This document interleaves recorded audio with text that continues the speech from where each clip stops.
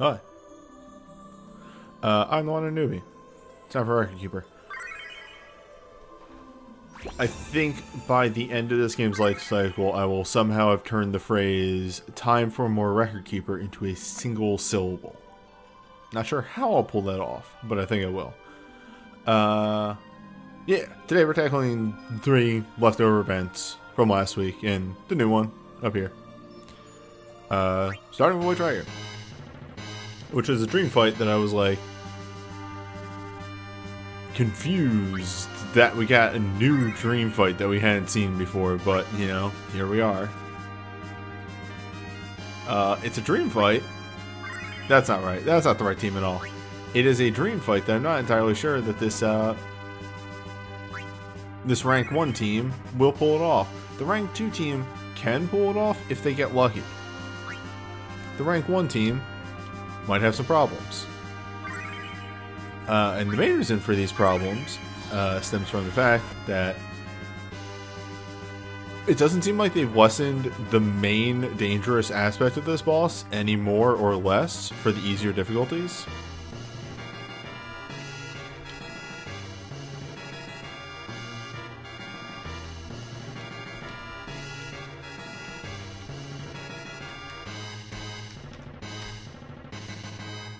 Wait, this isn't right at all.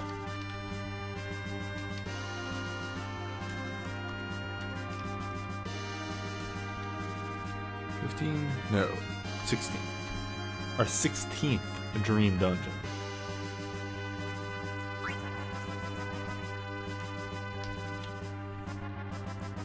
I decided to go crazy and make a magic team for this, which I rarely do, but you know me, I have an awakening in the realm, so magic was the point of order.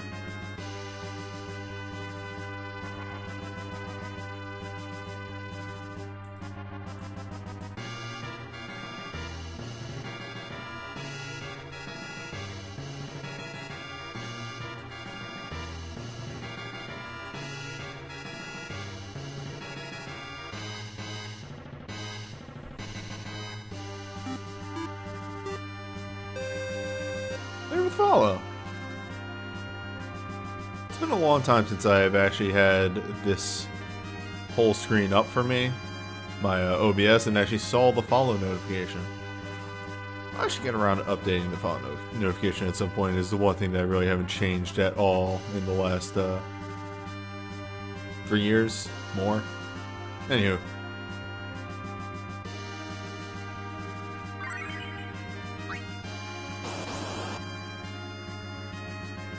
So let's see if this boss is doable.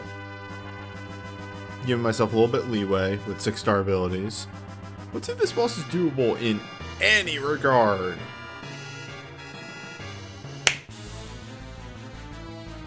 With it's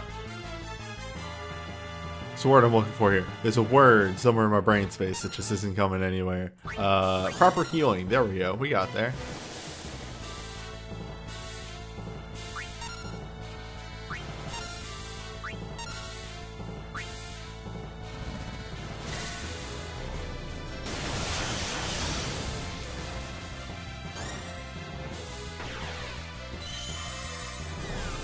So you may be saying, Noob, your damage looks fine.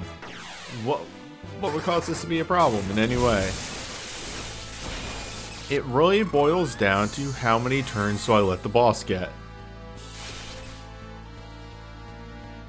Because unless they change numbers for the lower levels, a lot of what he does is percentile damage.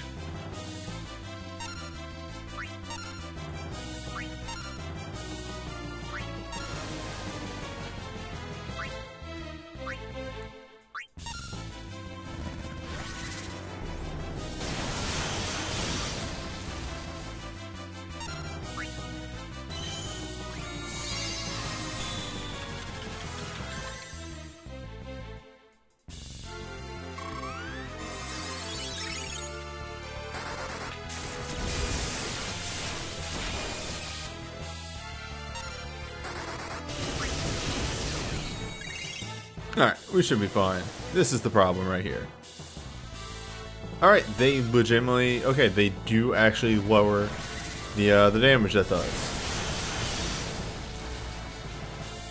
In the higher difficulties, that is a way higher percentage of damage. We're still probably going to have some drops here. Yes.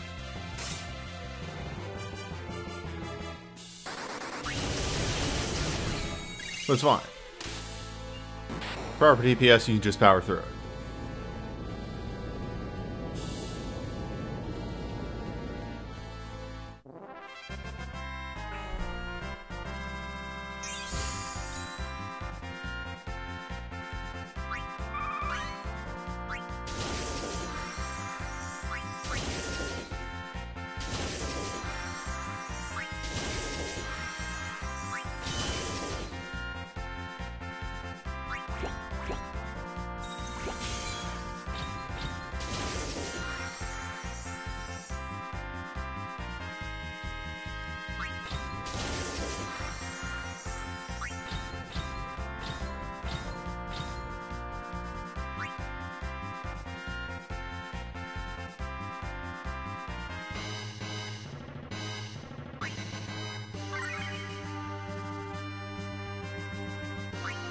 Now, for the next difficulty up. This one's a bit tighter, and I have to do a lot of shenanigans to get this to work. And this may or may not be successful. I couldn't tell you. If we don't hit those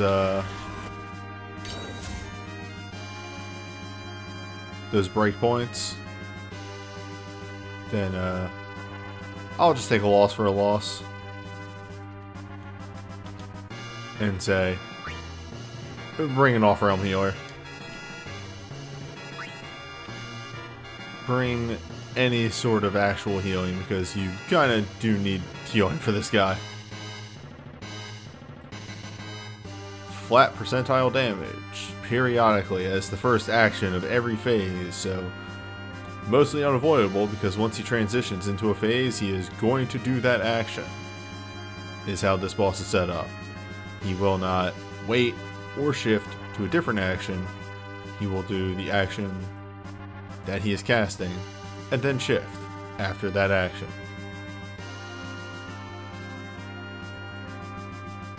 Correct, you're right. Rosa USB would be the proper solution to this.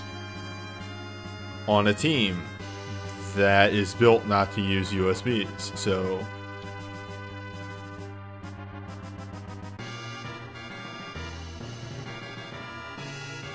So yeah, if you don't have anything in realm, you don't have proper healing, definitely bring somebody off realm. It's just not worth it to try and kill yourself to try and have as many on realm people. You need proper healing for this fight.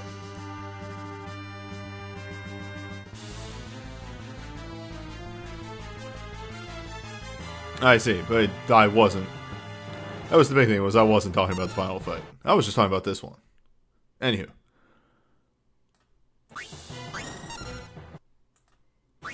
So he always starts the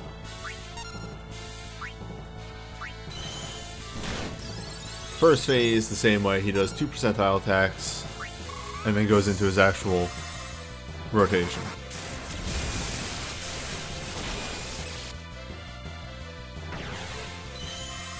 The other thing to make note of that is really, really rude, and in this version of the fight we'll probably see once, and you definitely want to take note of, is the boss also has a paralyzed attack that is unavoidable unless you dodge it, which isn't entirely hard to do, because the percentile attack is actually a gravity attack, which can be removed one way or the other with mirror images.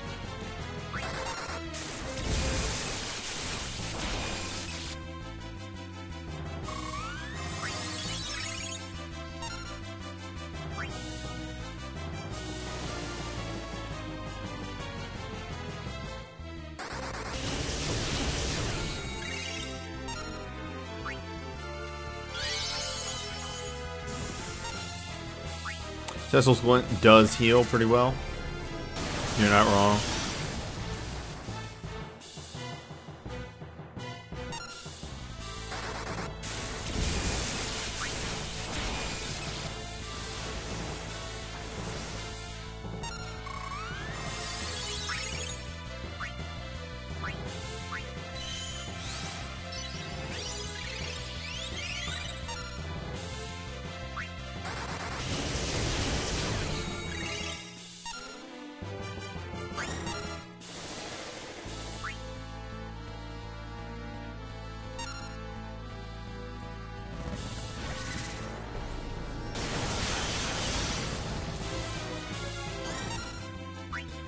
So the problem here is, if again, you are limited resources and running on a little bit of empty, then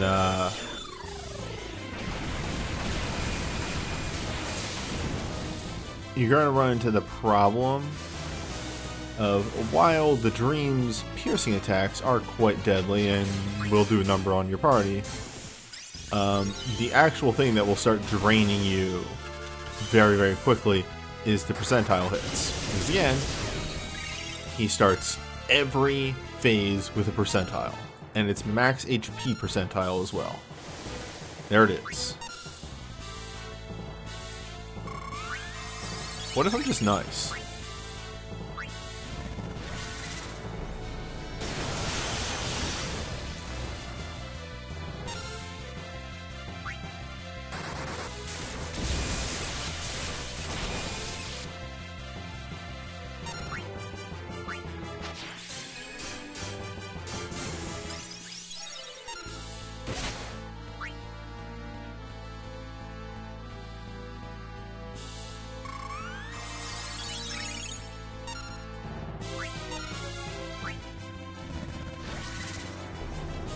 It's fine. It's not fine.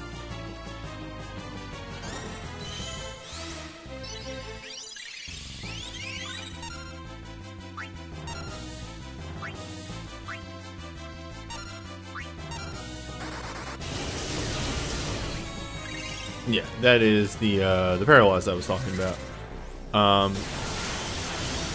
A good thing to note is that he does only do that twice. He does it very early on, and we saw it there, and he does it there in, I think, the middle phase. Oh, hello! Welcome, everyone from real garbage food hours. Or good food. I don't know which one Doc was making today. But yeah, welcome. Final Fantasy Rocket Keeper. Final Fantasy based phone game. Gekaxa. Thank you for the follow. It's pretty neat. I like it. ATB based. Bunch of characters. Gacha is weapons, which is super moves. It was both. Nice. Good and bad. War Eternal. But yeah, this is a baby town fight. This one is me running with an underpowered team. Because that's what I like to do. For all those tuning in, I like to make parties that aren't using completely endgame gacha-based stuff, all stuff that you can get in the game by just playing long enough. Just be like, hey, these fights don't require endgame stuff. You can do it with anything. Don Sleepy, thank you for the follow.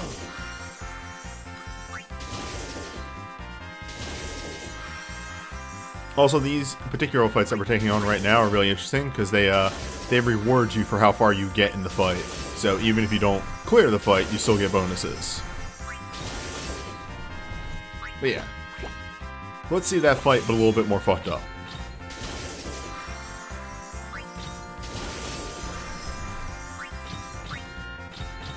Yeah, what else can I give for the bullet points? Yeah, you pull on the gacha to get weapons. Weapons teach characters' abilities. All your favorite to hear. Final Fantasy IV, Rosa, Palom, Rydia, Golbez, Jeff.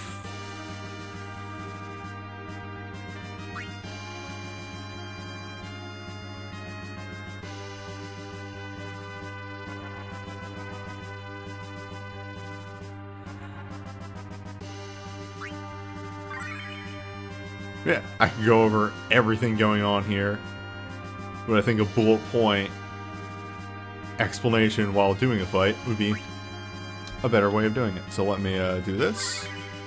I'm going to grab some images to get the heads-up displays for the eventual video that goes up on YouTube.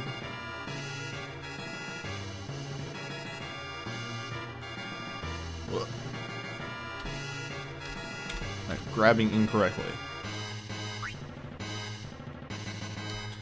Now that timer says 44 seconds, but this is 44 seconds of record keeper time, which, for better or worse, is like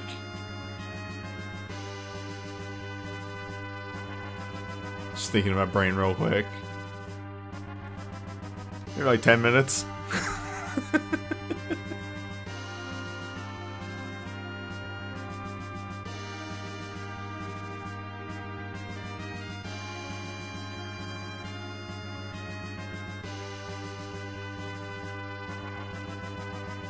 Yeah, it's a bit of time compression. There we go. Alright, let's get through this. Real boss fight hours.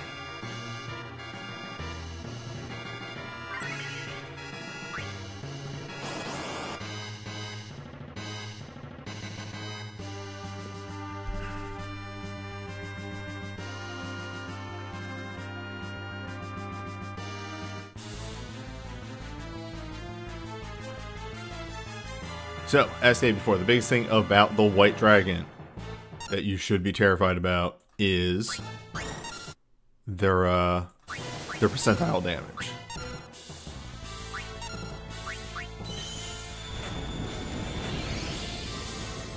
Alright, so that's just a big defensive boost. It is both a defense resistance buff, shell protect, haste. Just gives me the big numbers. That's a offensive buff. It's a 30% attack magic buff. That just kind of gets the team off the ground.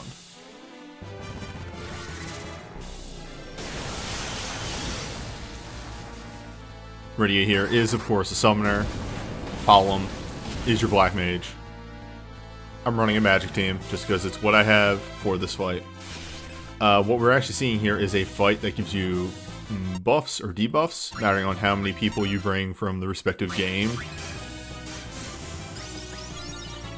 Jeff up there is filling the role of support because I need it. Alright, so yeah, we got hit twice by percentile attacks. Rydia is going to get everybody to full with a bit of HP shield and give everybody a one-time magic evade. This works for gravity attacks, which that is also guaranteed paralyze, which is a very good way to avoid that paralyze. If you just get any sort of physical or magic blink, you can just ignore the paralyze.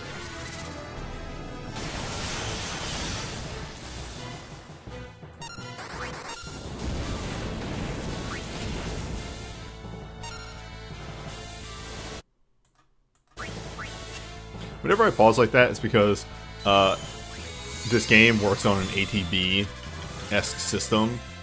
So I literally just need to pause for a second to process in my brain of what the next action I'm going to take is.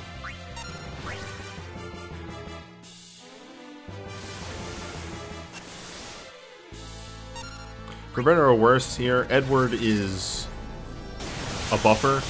That song that he keeps casting every time makes the casting times of allied offensive magic attacks faster. And I'm using him to, right now, just build meter.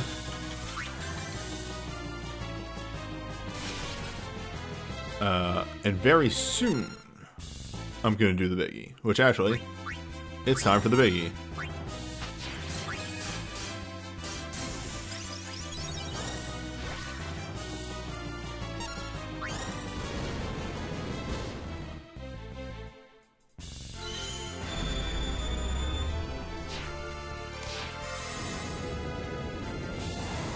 I am running this on an emulator, so every now and then there's a little bit of a popping in the audio. That's just emulator problems. I've never been able to fix that.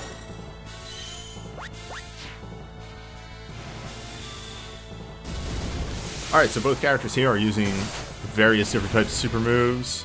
The twin down there just used a generic buff. Rydia, however, just got huge.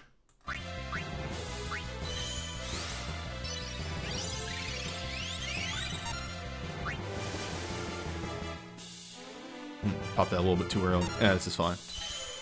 So Rydia, specifically, just used what we, in the business, call an awakening. What is an awakening? An awakening gives her unlimited spell casts, or just ability uses. It gives her a guaranteed double cast in most scenarios with awakenings, and allows her to break the damage cap. Big.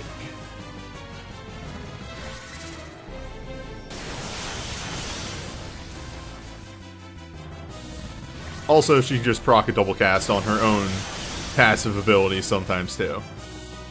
So we have achieved number wang.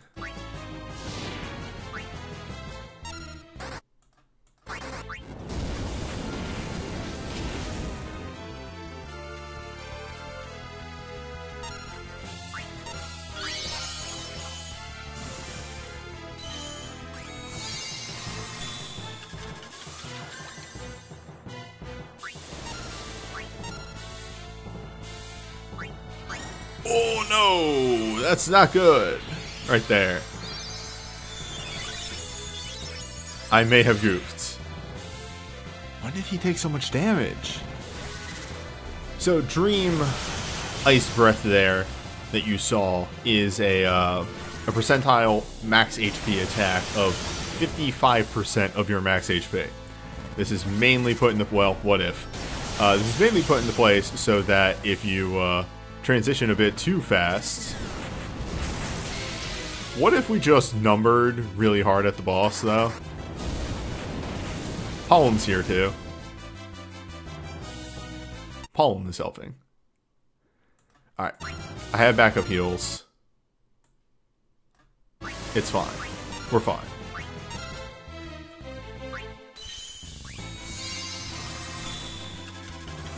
He did his job. Most of the rest that we are dealing with here is percentile and piercing attacks, so we don't need his debuff anymore. What if I just keep proccing triple casts? Very nice. This is mainly a factor of keeping Rosa filled up on meter. That way she can keep casting the party-wide heal.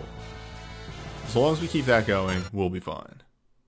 Alright, you don't need to recast your buff. You still have Awakening. Yes.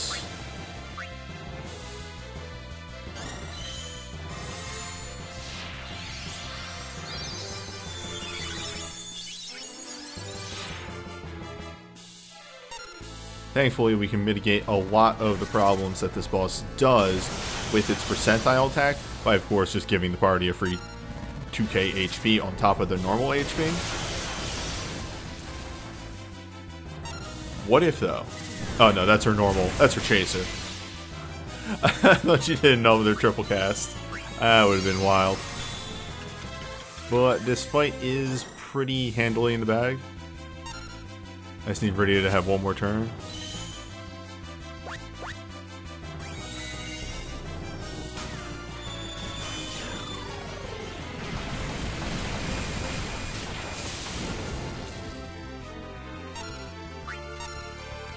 We'll throw out Leviathan.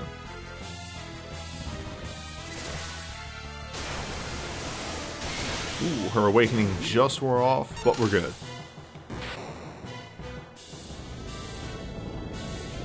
In our practice testing, that went way worse, actually. Mainly because she did not double cast, I think, at all when I ran this test. Ran that fight earlier today. But yeah, that is our first event down.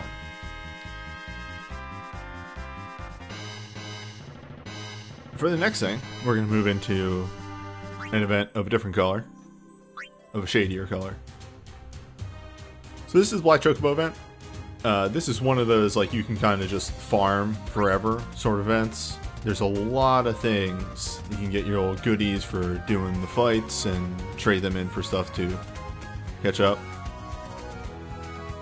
Pretty handy. These come around every now and again. We actually had a lull in not having any of these for a pretty long time, but this new format is actually also really interesting. So all the easier fights are older.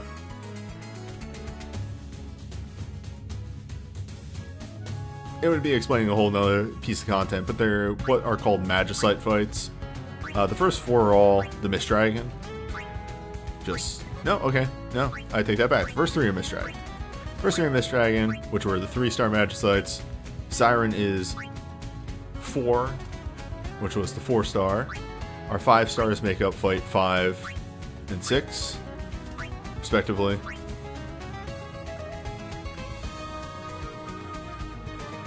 And are also the same difficulty as you would expect. And then the last one is interesting, and it is the only one I will be doing today because these are all just the Magicite fights. Mainly because it is a harder version of an older Magicite fight. So it's time to fight Siren, who is of course the tallest. Where did I save this? Where did I save this party? Hello, there it is.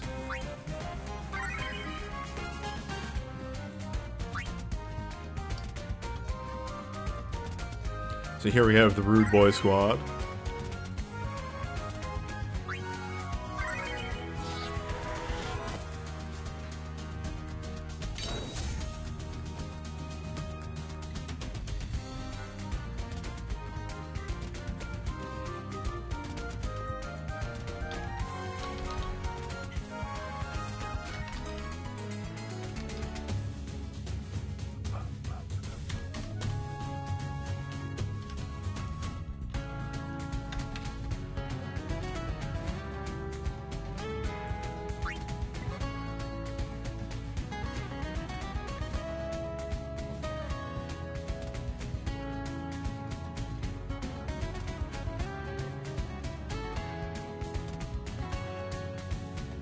Had to reply to a text real quick.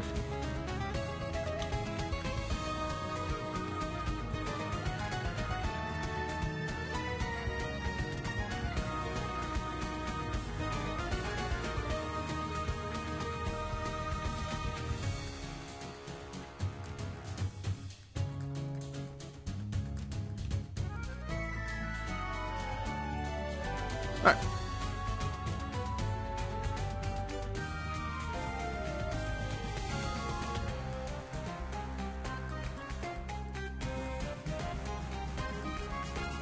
So 400 is, for the most part, the current, like, alright, it's like a step below the endgame difficulty. The endgame difficulty is a step above that, and is way rougher, but 400 difficulty is kind of what high, medium endgame is.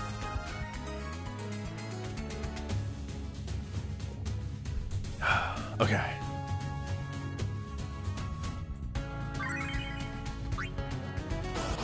Shift my weight real quick. And it's time to fight Tall Siren, which I feel like is an oxymoron. Siren being, of course, the tallest being known to in existence.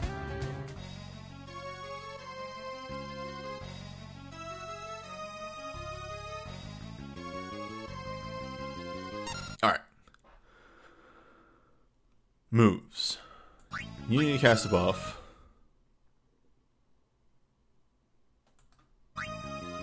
You can cast Demon Cross. You can cast Touch by Darkness. You can cast that. Get our defensive buffs up. And you can start charging. Heavy is an interesting skill set. Pretty much what it is that there's one move of Heavy that will give you charges. And then there's a second move in the Heavy skill set that allows you to spend those charges. So that's our charger move, and charges go up to 2. Which is good. And then you can spend those for the biggie. The biggie generally being pretty good. A very powerful move to unleash. Touched by Darkness is an interesting move in that every other time it lowers the enemy's elemental resistance.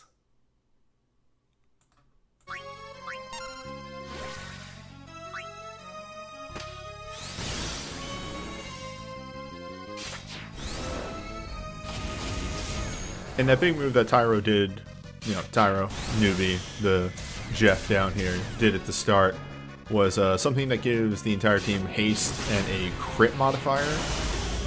And then every time he uses a support typed ability, the crit modifier goes up by another 10%.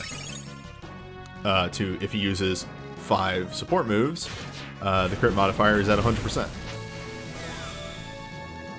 Very handy for physical teams, as magic attacks can't crit. Alright, do I want to... yeah.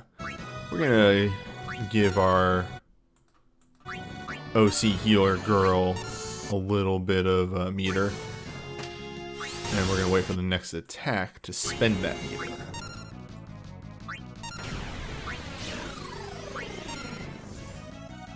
Yeah, that's good enough time.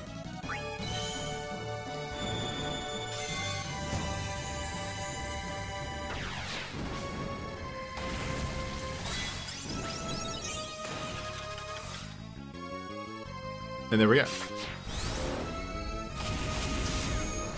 That is OC girl, Alara. That is her awakening. It is a party-wide heal, haste, last stand, which is guts, you know, survive with 1 hit left. And the other big thing is when she casts a white magic or bard ability, she will heal the entire party. It's very handy for keeping your party buffed and keeping your party healed at the same time.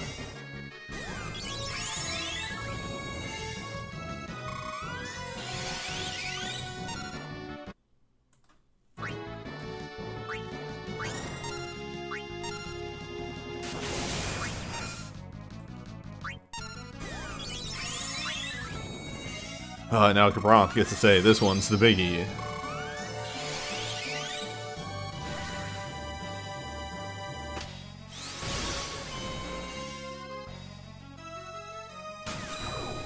So Gabranth has been charging for 3 turns.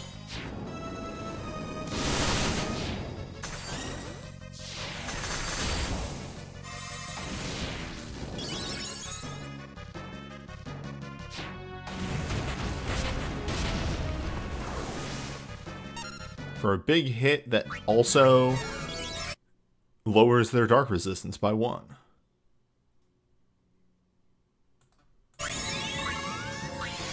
Just refresh this.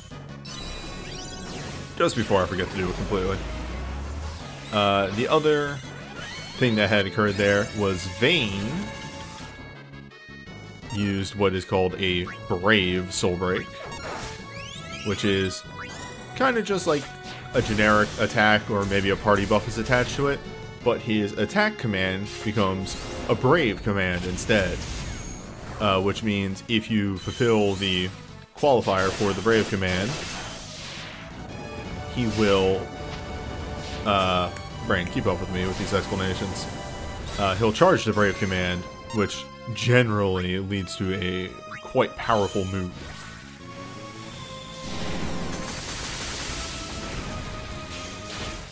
Same thing here. That was Gabranth's Brave. So here's our cast below. This is our Brave command.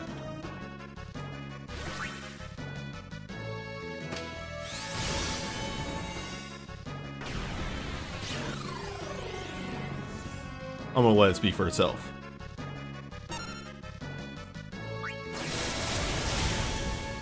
Just big hit. Also, he can double cast it, but the double cast doesn't do anything for him. Also, that was Cypher's Awakening that we used.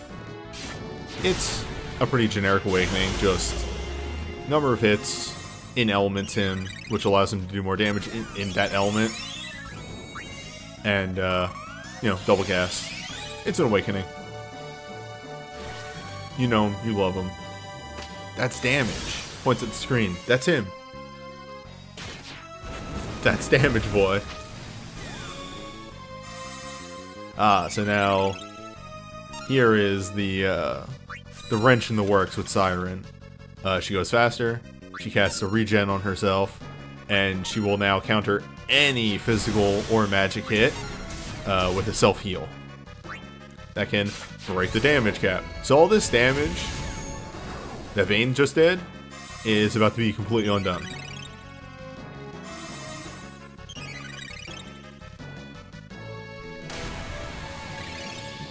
Siren's entire thing is that she tries to slow you down.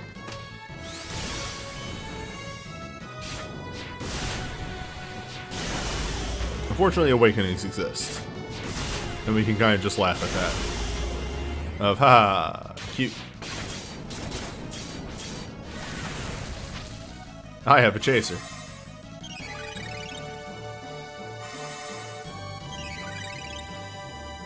To which she says, alright, but, you know, let's just shove 45,000 of that back under the rug. And I have to hold that L.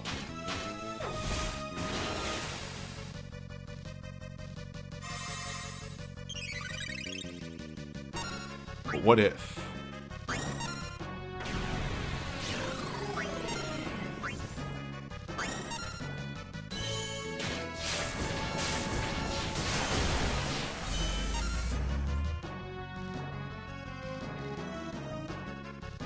No, in 15 seconds you die.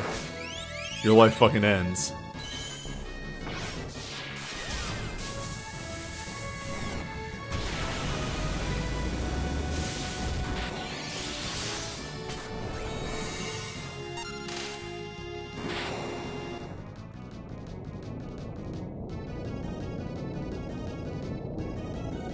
Yeah, so these Chocobo events are a little... Oh, nice. Damage bonus. Oh, no time bonus. Damn. Damn, no time bonus.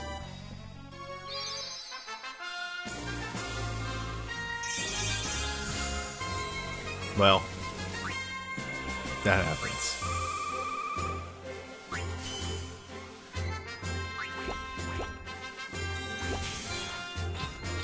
Yeah, time bonus seems to be only sub 30, which is rude. But, I'll see how much I can get on the 300 fights and see if it's, you know, if you can clear the 400, if it's just worth doing that.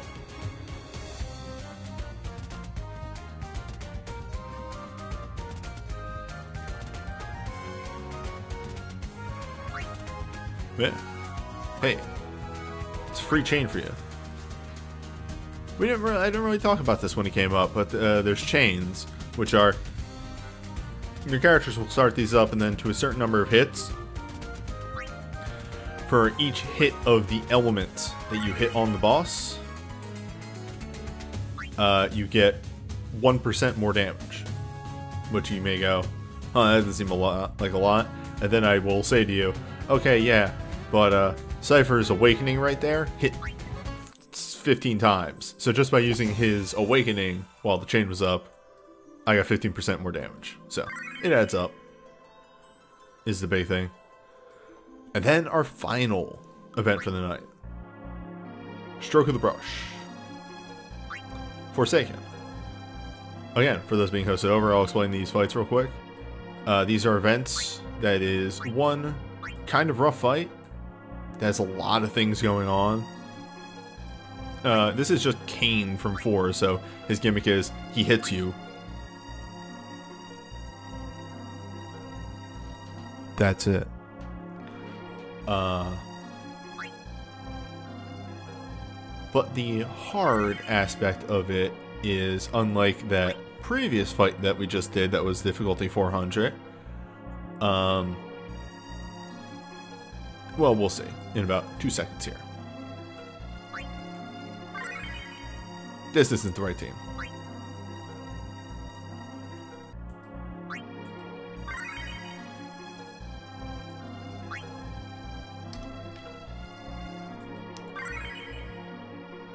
you are restricted on what you can bring, which makes a endgame fight way harder than it really has any right being.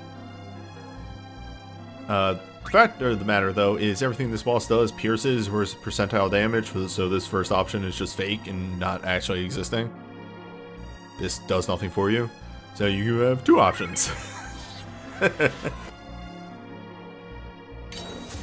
Yeah, as per the gimmick that I explained earlier, when everybody got hosted over, of I like to do under-equipped, under-geared, under-powered, I think is the better term. Under-gotcha'd teams. So here's the team with those Magicite that I mentioned earlier.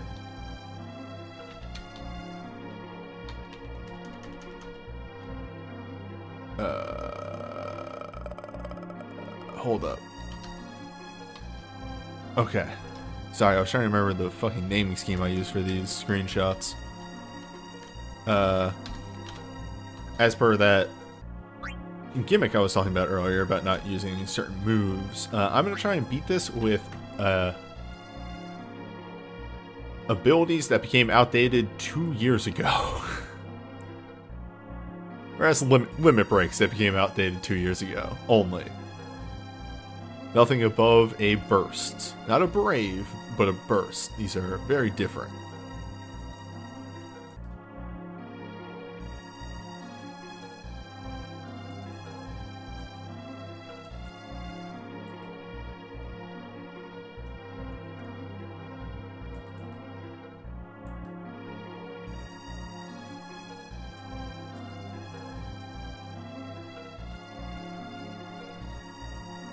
Well, I don't like to say no 6-star relics because I very much have 6-star relics equipped.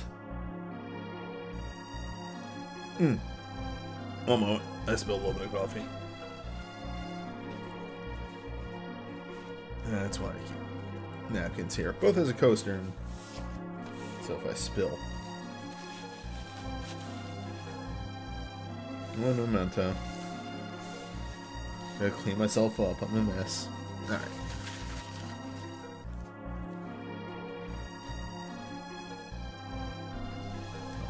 Cup too. There, sort that up.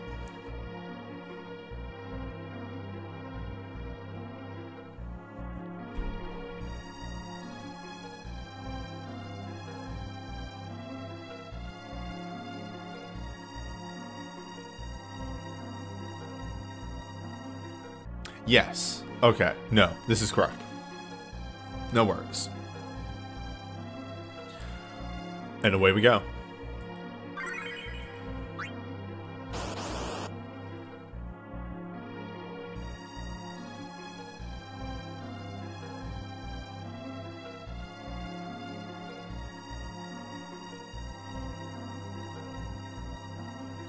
Oh, by the way, I hope you like this music.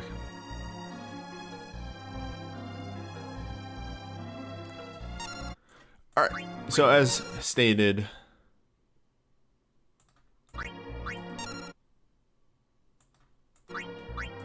Kain's big thing is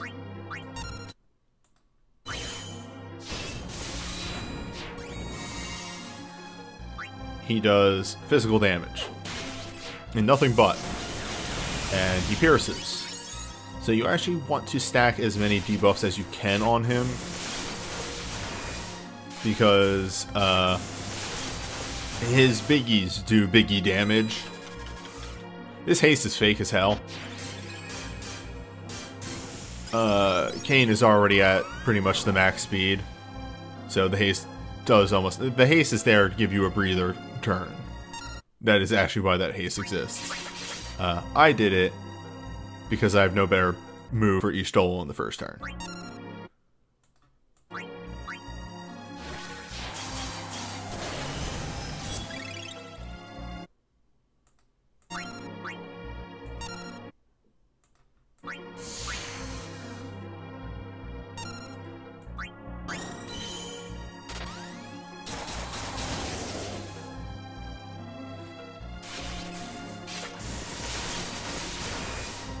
I don't think his Shoal's gonna get this move off fast enough. I may have actually goofed up here. I've always been interested in how much damage this move actually does, so... Well, actually, I'm fine. I'm nice. I'm nice. Just be good, and chance into a heal.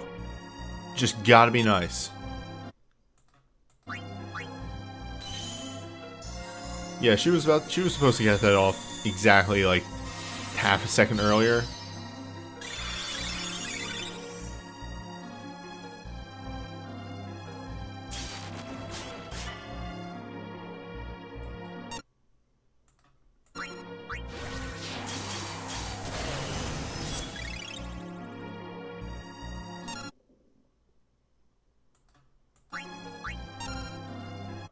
I am timing a lot of these moves out.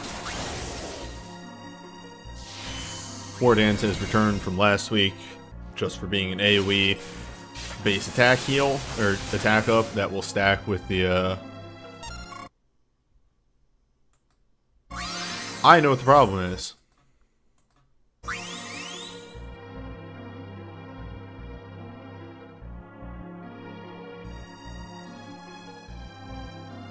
Let's try this again.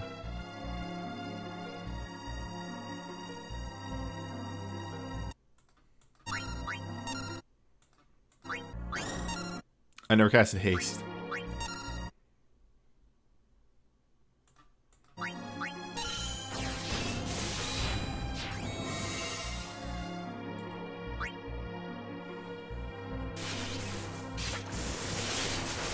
There was a moment of like, no, I ran this fight like 4 times in testing, and Ishtola always got that off in time.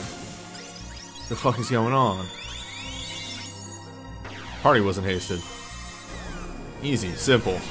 You're a dumbass.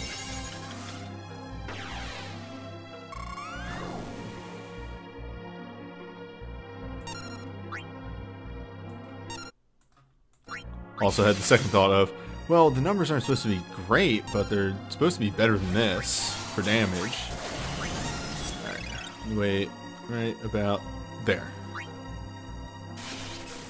At the time, Penelo's dance so that she removes the attack up that the boss does. Now, the attack up Kain does isn't as ridiculous as, I think it was Iron Giant we had last week. It's not as gigantic as that, but it is still an attack up when this boss does nothing but physical, so you don't want him to have that.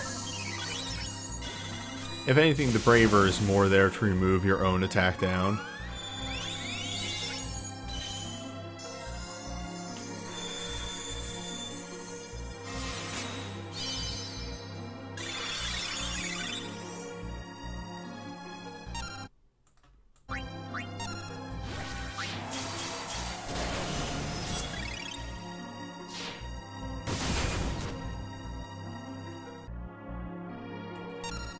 What's Stone Skin?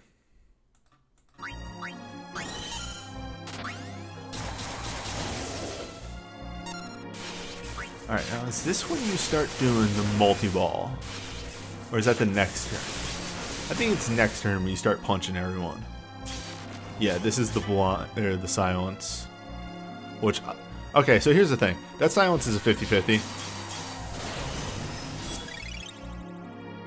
No, not matzo balls, multi-ball. But yeah, that silence is a 50-50. And believe me, his dark damage way scarier. So take the risk and deck your people out in what's it called? In dark defense. Just hold that L.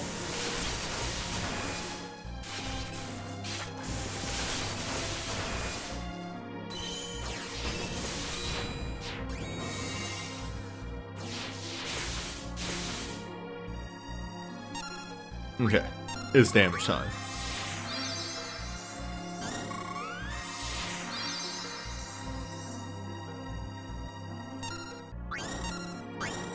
Yeah, because this is when he gets angry.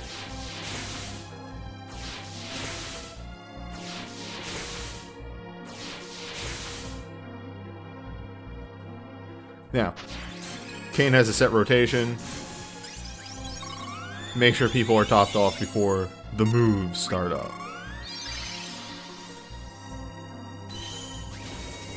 That is going to go slot 1, slot 3, slot 5.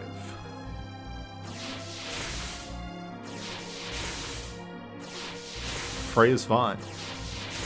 You'll note a lot of moves that Kain does respect row.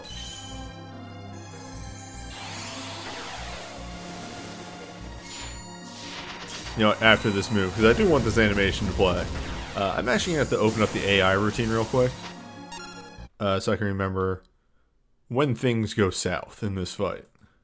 More south, because they're already a little south. Give me a hot second here. Okay. Heistaga.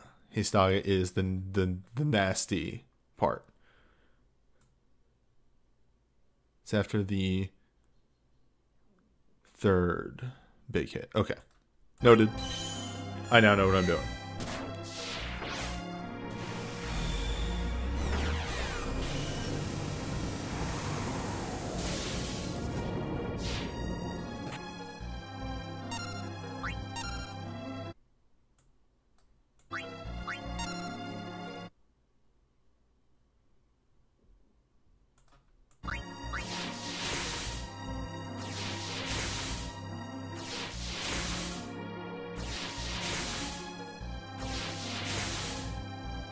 She's fine. Alright. We have an in wind. And you have, I think, 2 casts before I have to redo Mode Bloodlust. See, perfecto, just be good.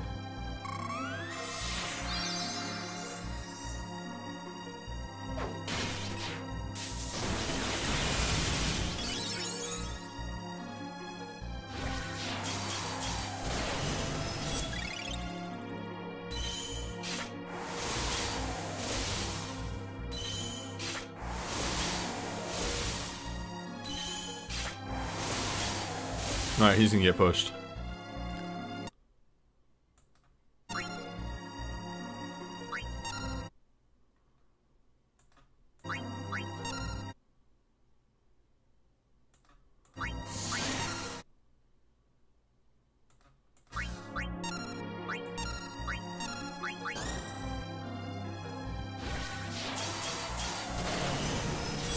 So in the later steps of the fight, they're actually way kinder.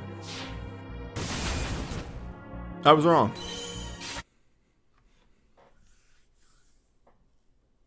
Oh. Let's give it another go. Clicking through the menus did not give me enough time.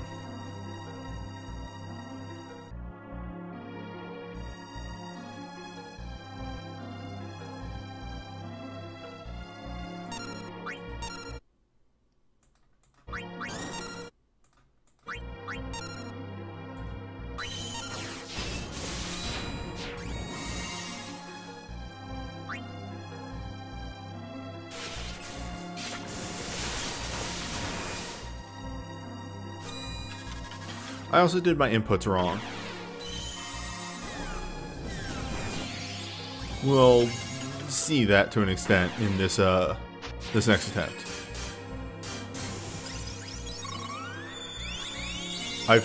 In my testing, I've never seen him not hit the Heistaga that he does in the second Heistaga he does in Phase 1, which is what I used for a bit of my timing.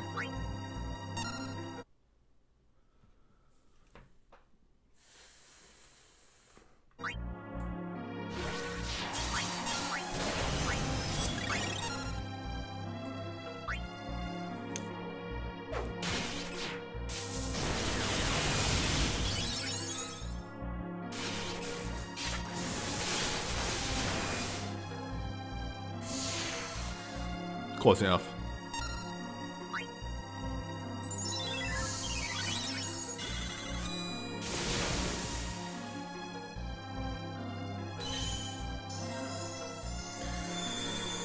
I guess I just didn't take into account Bart's multicasting so many times. Which is something you really can't take into account. You like it when it happens, but you don't plan around it.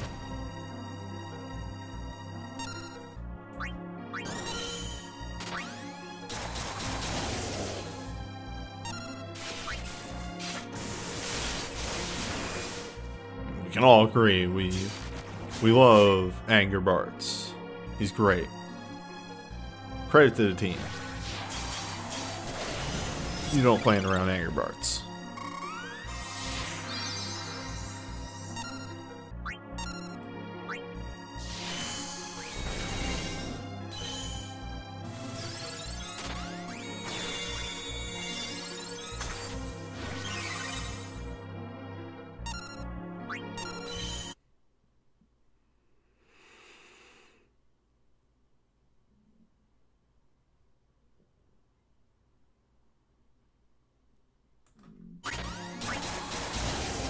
Had to remember the flow of battle coming up here.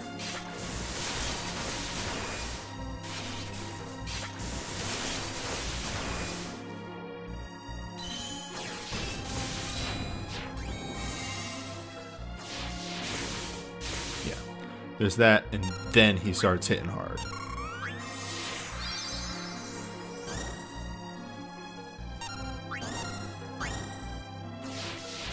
Yeah. Of which we will instant heal him with Tetragrammaton. Very easy turn for Y'shtola.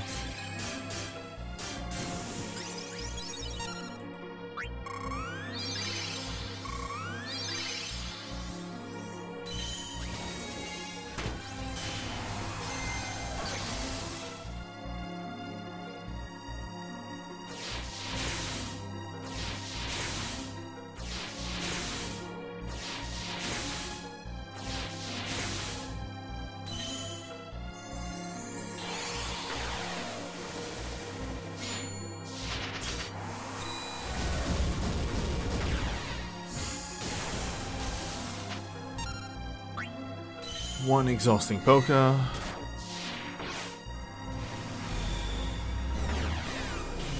Believe it or not, we're going to hold Y'shtola's action.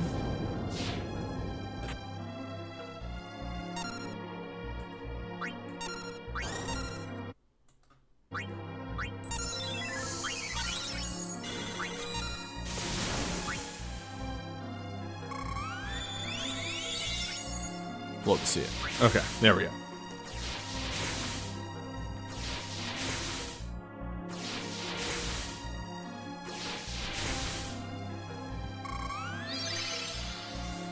Yeah. Now she's sure to survive if I goof this up. Or if Bartz just gets too angry.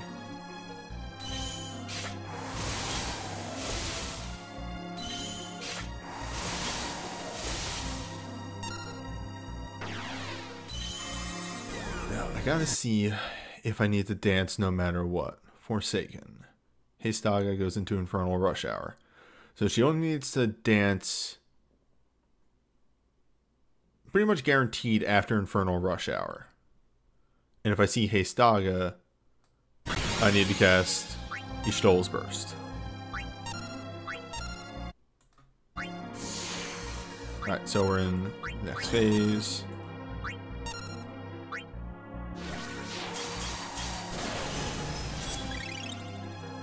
I hope that dance gets off. Alright, we're good there. He's debuffed again. Which means we're going to get hit by the big hit, but then Y'shtola's going to heal immediately. Perfect. Just absolutely exact is what I want. Yeah. Exactly what I wanted. There we go. I got there. Words are hard.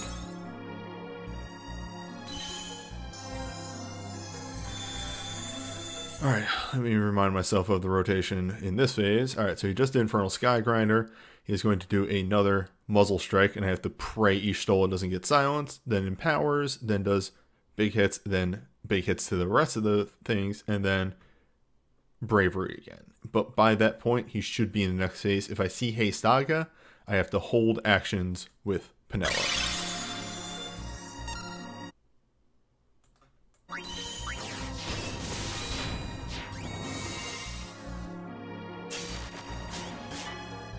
Or I'm just nice and she dodges.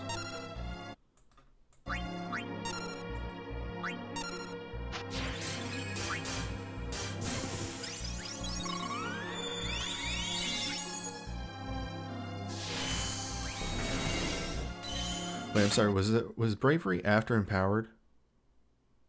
No, it's after the big hits. Okay. I have time.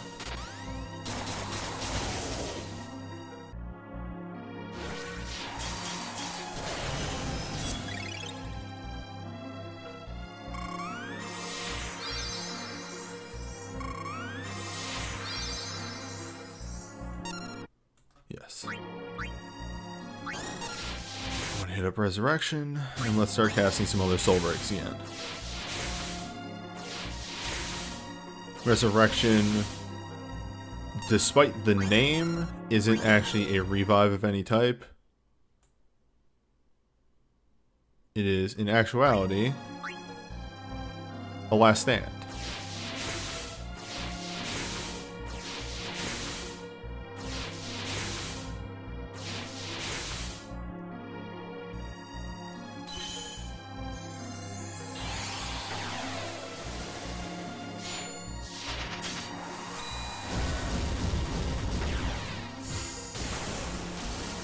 Time that recast slightly off. Would have liked to have gotten that with the chain still up to get big bonus damage, but I'll live, maybe.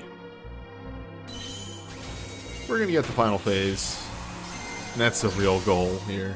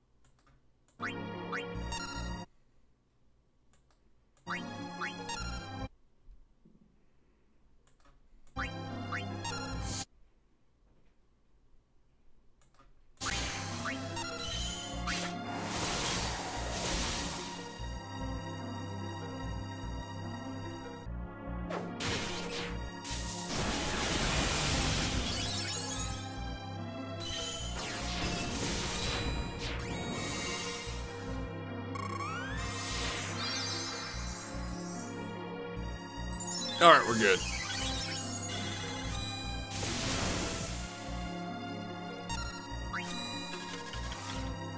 Alright, I just need Penelope to get her turn.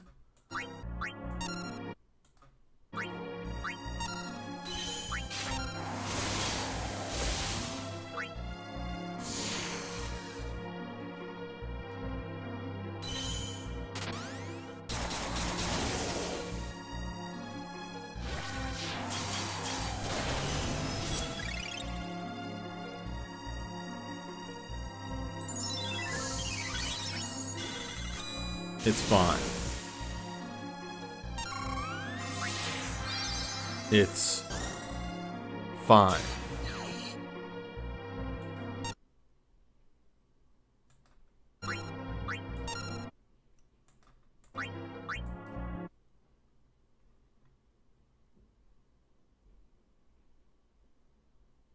It's fine.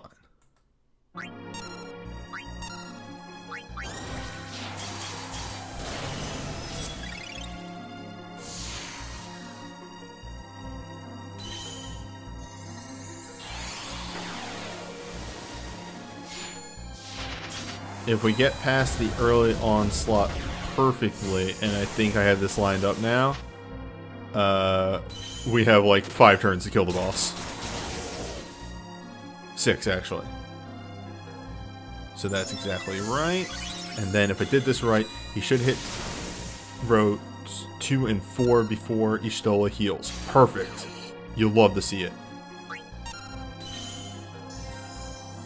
Yeah, I keep pausing because my brain is... I can't react fast enough to stuff, so I need to stop, think, whose turn is it? You know, okay, got it, resume, use a move.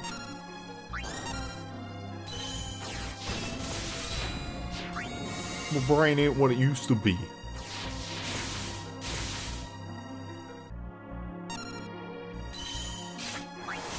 But there we go. So his rotation now is going to be, he's going to do a biggie on each row going from 1 to 5. And then after he does that 1 to 5 rotation, he is going to hit everyone really hard. And that's going to hurt.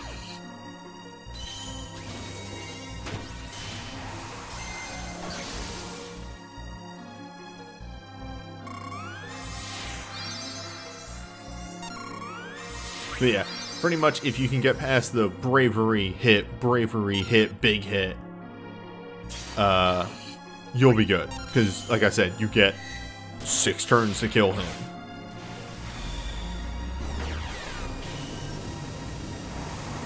For what it's worth, as far as...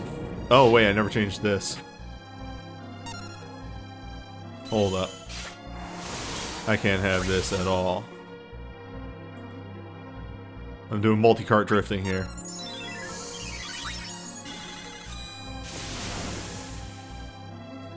There.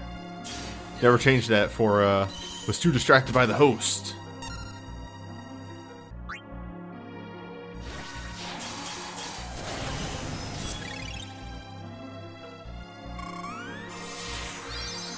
And we got there.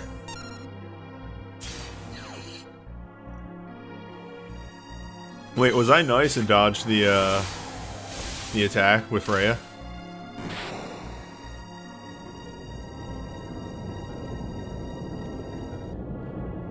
Oh boy, but yeah, he hits quite hard.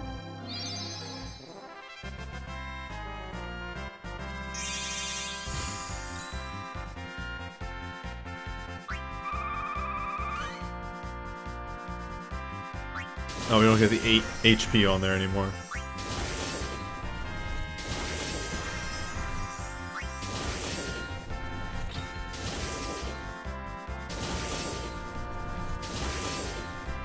But yeah, a lot of his thing is just straight up knowing when he is going to bravery, when the gravity hits, because what's it called?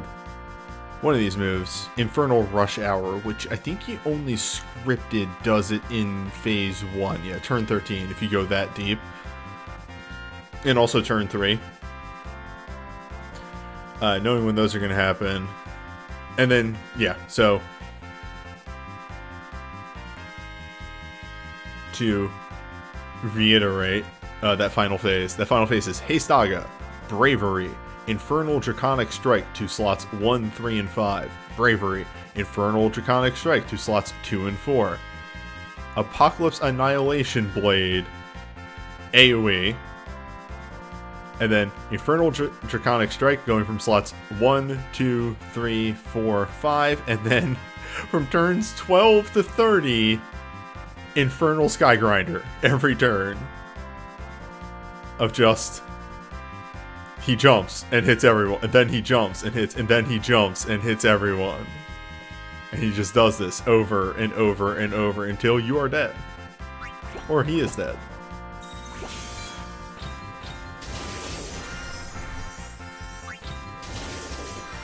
But as I have said about 4 times now, if you get past that bravery hit, big hit combo, you have 4 turns to kill him, 5 turns to kill him. Oh yeah, the attack names are great. But what if he hit slightly harder? What if the numbers were bigger?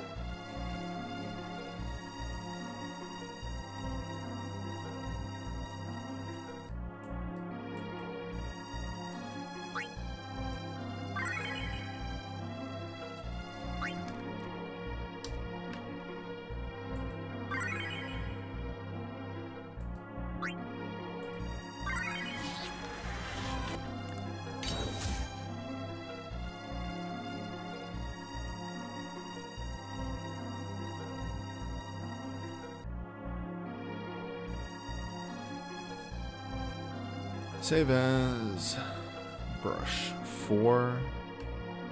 This is the right team, right? Yeah. I see Selfie, I see Lunith. Alright, so an express of further limitations, but things I let myself use for these 400 difficulty fights. I give myself access to what this game refers to as ultras, but don't allow myself to use what this game refers to as like awakenings or arcanes.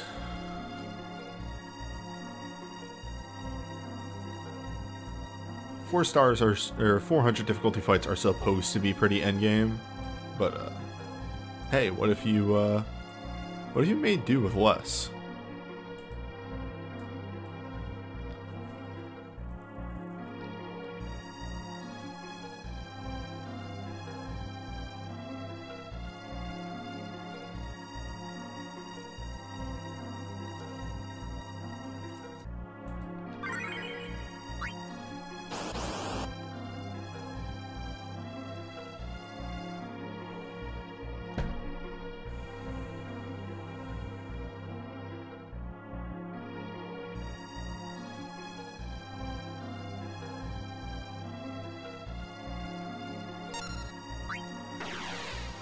The song of I'm the guy who sucks and also I got depression.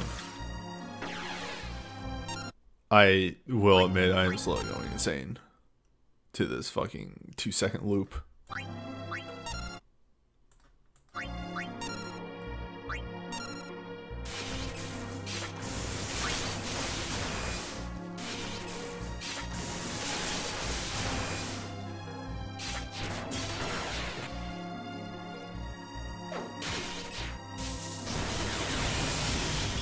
You know, I should be using the 6-star mode to build more meter.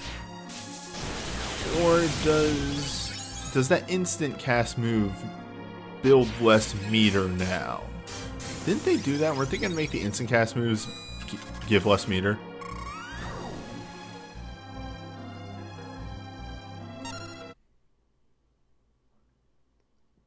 Yeah, wasn't Flash Disaster supposed to build less meter or something? I feel like... Now, I could be completely wrong, because I don't keep up with everything 100%, but I feel like I heard that.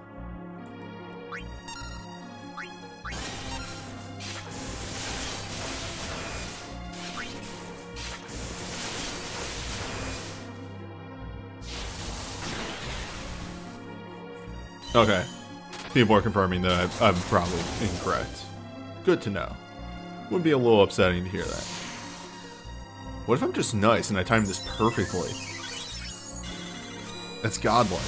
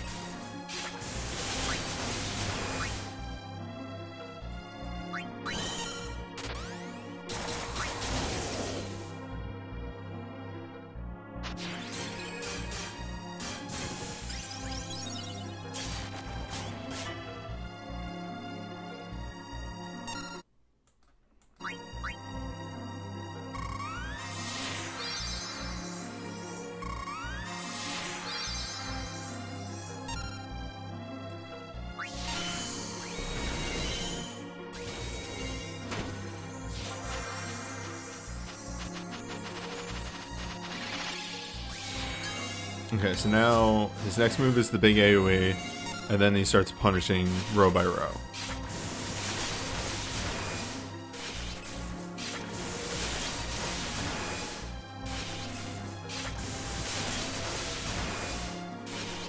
Well, you'll love to see it.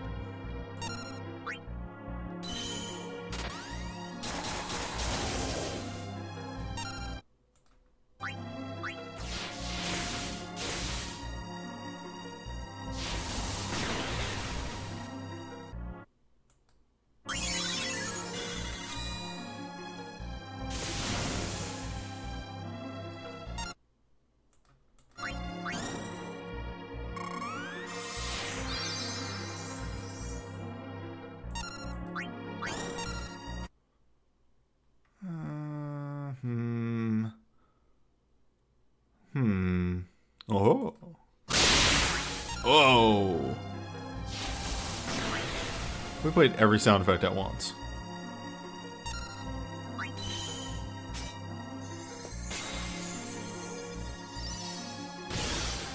Give him the sword.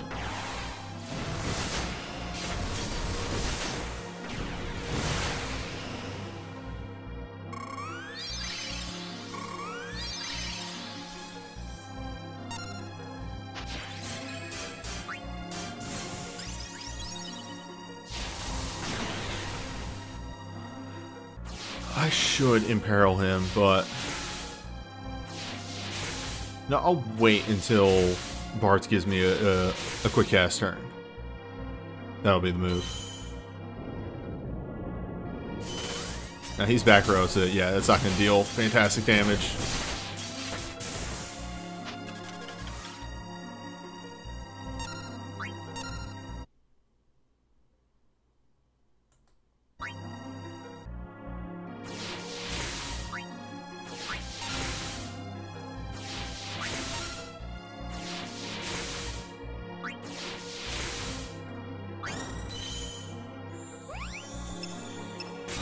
This instant goes before the other instant that I put in. Because that's how turn order works.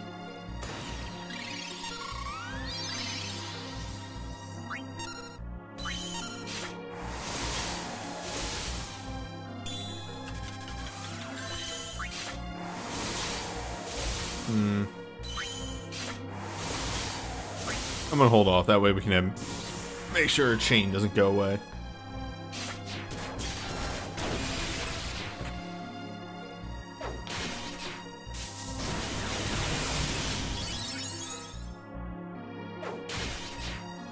Alright, he's going to go into next phase real soon. Which is perfect.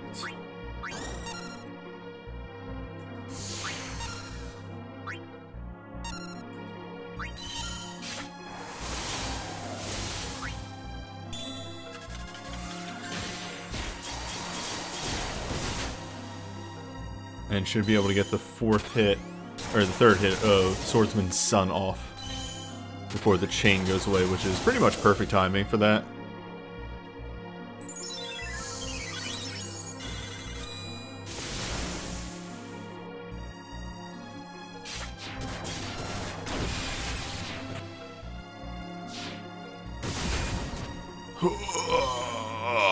Big numbers.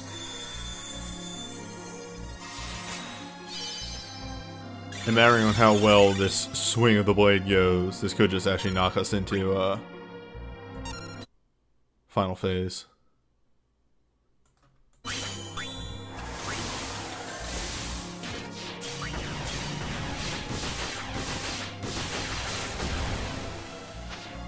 What if though?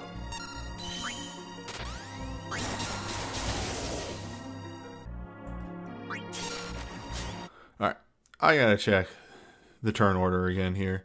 So that was the 1, 2, 3 muzzle strike. Okay. So we're gonna hit that final phase pretty soon. Yeah, so you just keep healing. You hold position. You swing that weapon.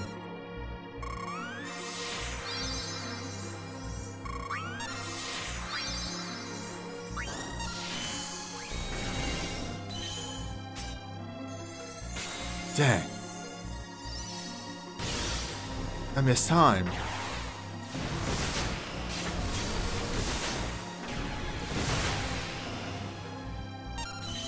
You hate to see it.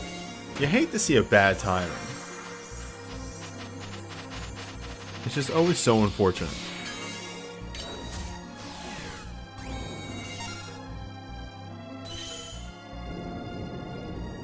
What if timing was good? Not bad.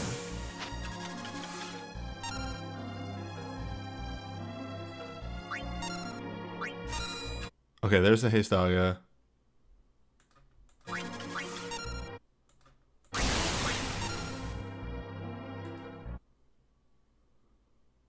Sorry, it's really hard to remember when these things happen.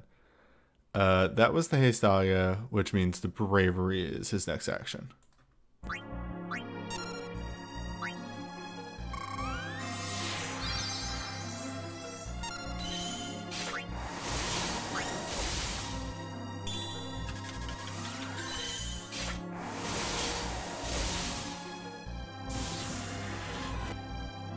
Did I really goof this up this bad? Come on, newbie.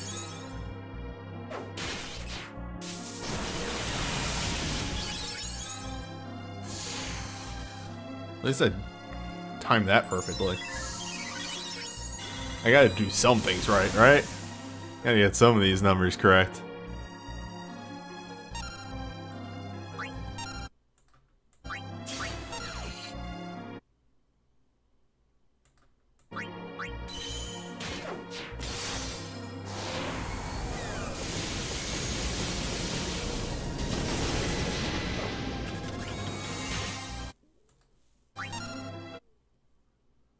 And so he just did Draconic Strike, which means his next move is Bravery again. Perfect.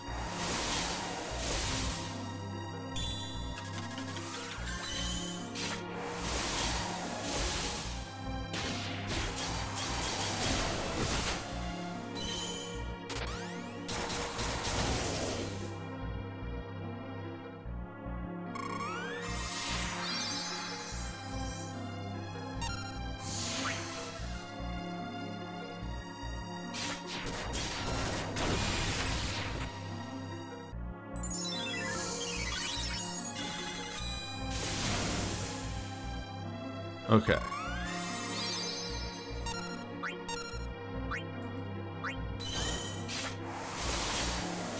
I'm charging the Biggie.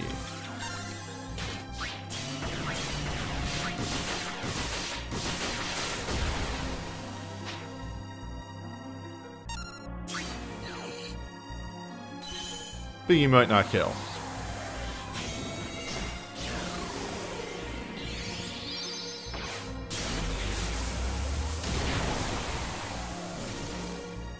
No! You hate to see it.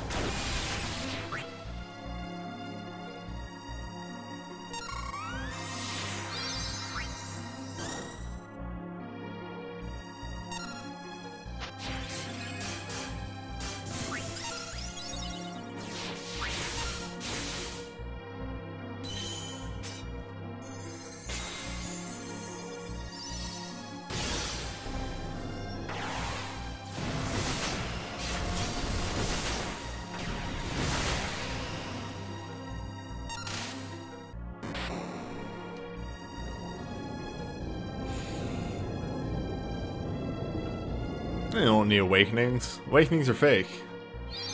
Awakenings are dumb power.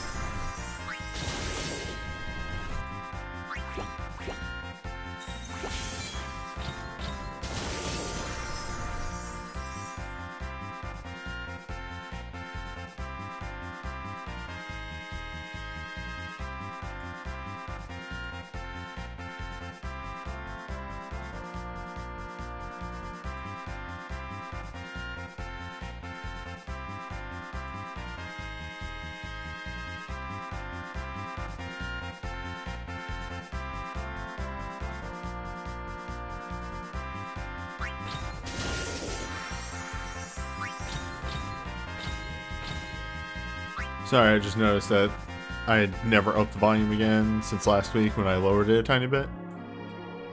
But maybe it's actually better here. Who knows? I'll review the video later.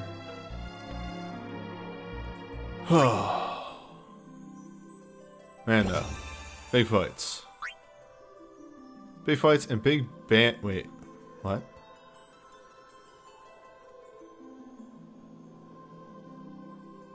What? Oh, there are... Oh, no. Hold up. Oh, hey, Omen King. I'm alright. Hold up. You can't do this. These better not have rewards. Oh, you motherfuckers.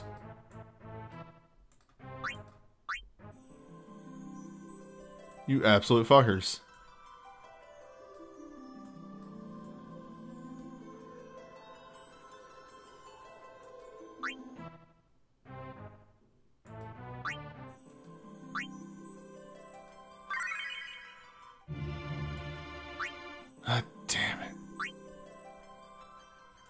Also, what the fuck is this?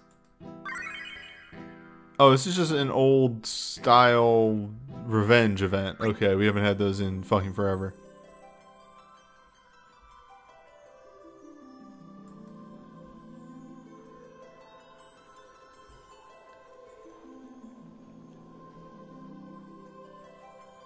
Oh, I guess I have to fucking get a group together to do stupid magicite. Anywho, it's time for banners.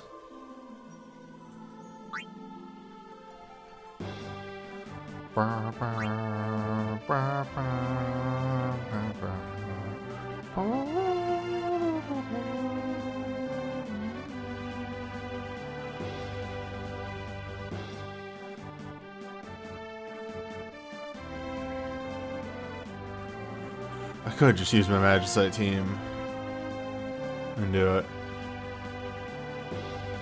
You're right. Maybe I'll just do that for those two.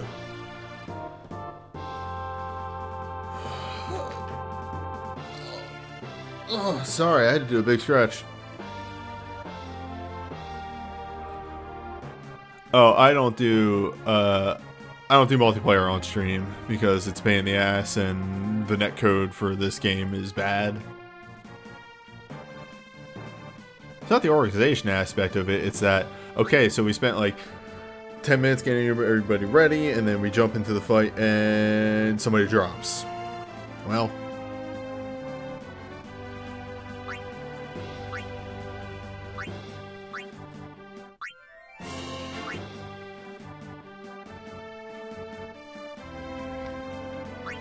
I have to make selections.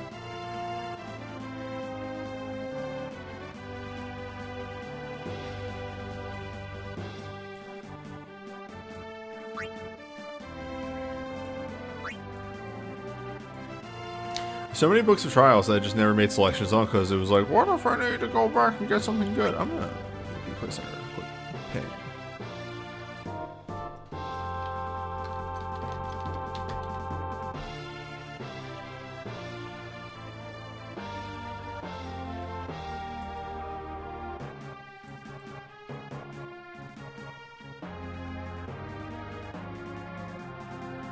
Plus lightning unique armor sounds like no ill intent or rudeness to it, but that sounds worthless. You know what I still need to do? You know what I still need to do? Wait, are there more of these? Or have I just never noticed how many actual weekly missions there are? But yeah, I still need to do the story update.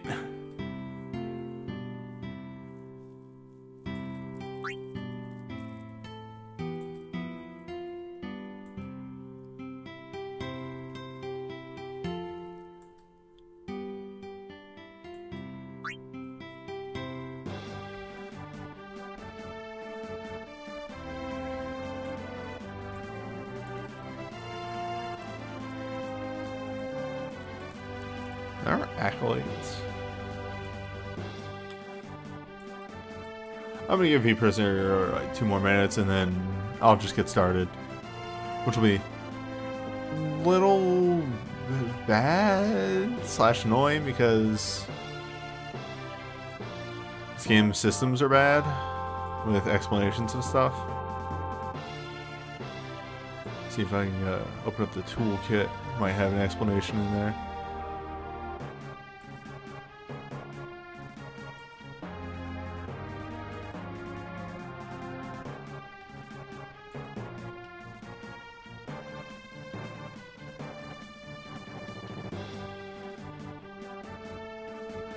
We did that one.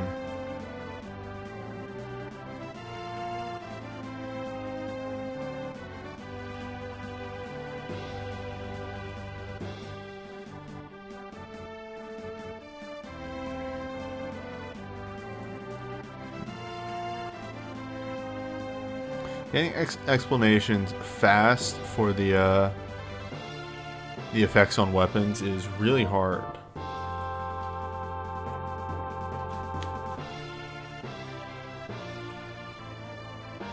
What about this one?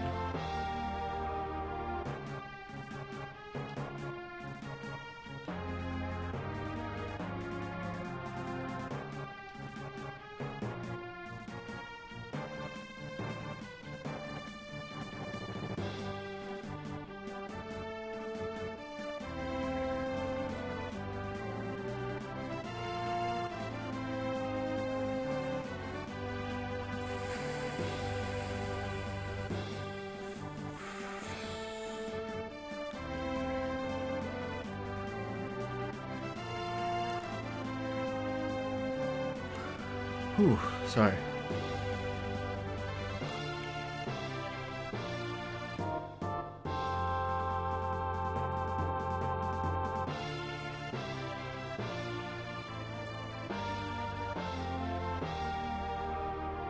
Alright, well, in that case, I'm gonna get started.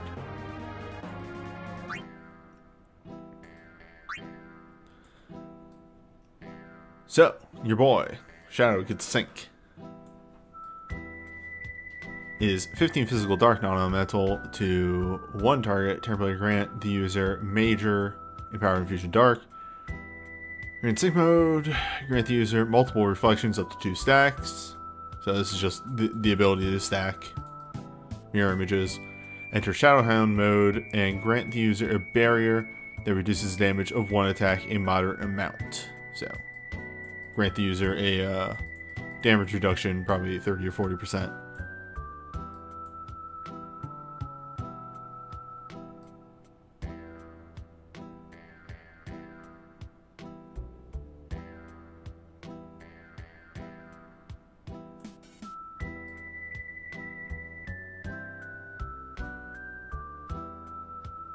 Okay. So I know Shadow has a unique action.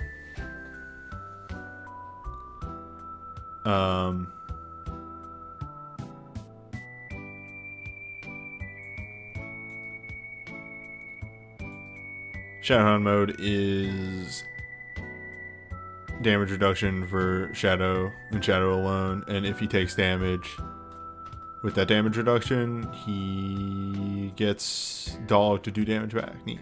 Okay.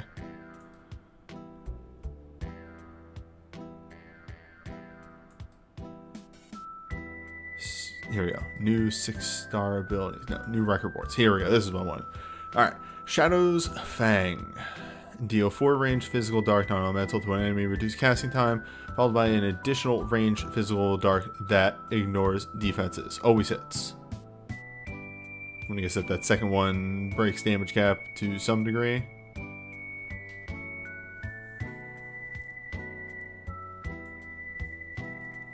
So, number 2 here wants to be comboed with his unique move. Chat confirms that it is an overstrike hit on that extra hit on that 5th hit. So this wants to be comboed with his unique ability, his hero ability. Whereas number 1 here, oh, it's not overstrike, it's just piercing. Okay, neat. Whereas the first ability wants to be comboed with the mirror image builder 6-star move that just got released, so that you can keep building mirror images over and over every time you cast that first ability, which actually gets the combo based off mirror images. Which I'm gonna guess the chaser is something with like 2, 4, 6. That's usually what they are. Or 2, 4, 7. The big bonus for having 2 mirror images. Pretty simple. It's a ninja sync. Yes, for command 1. 1, 4, 8. I was close. Just move some of the numbers around.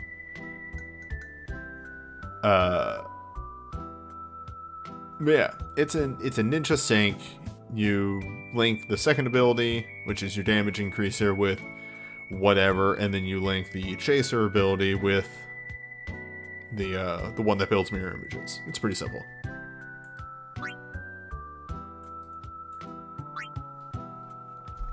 Alright, Awakening, Assassin Lord. 15 physical dark, non-elemental, temporary infused user with the power of dark, grant Enter Awoken Dark mode.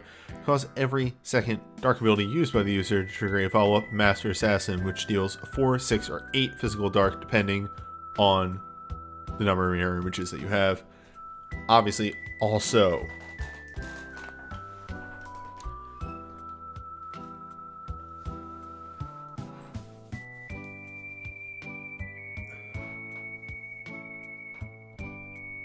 I don't think the 6-star abilities burn mirror images. I think they're just ninja abilities that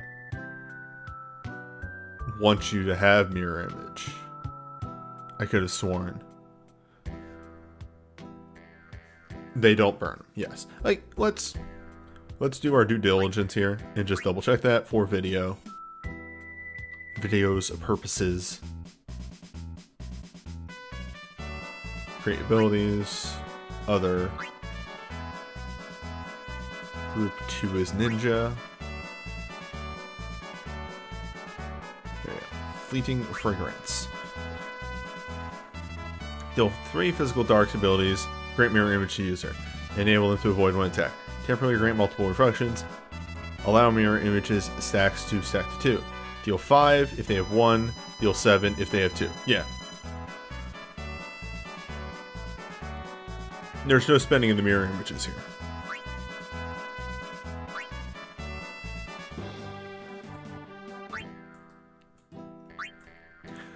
So, back to this.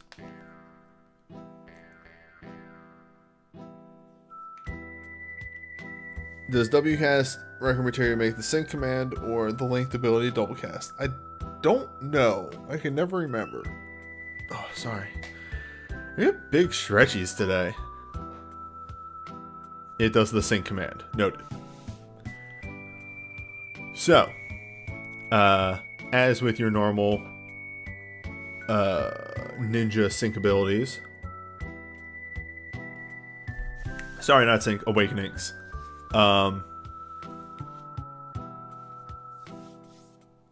This just wants to be used with the 6-star ability linked to that element of the ninja class, because you want to just constantly be casting that ability that gives you mirror images, and then you will constantly have mirror images even if a boss is hitting you a billion times.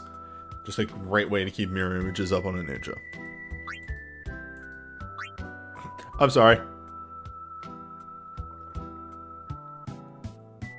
Hold up. Hold up. I need to get an image. This one's for newbie.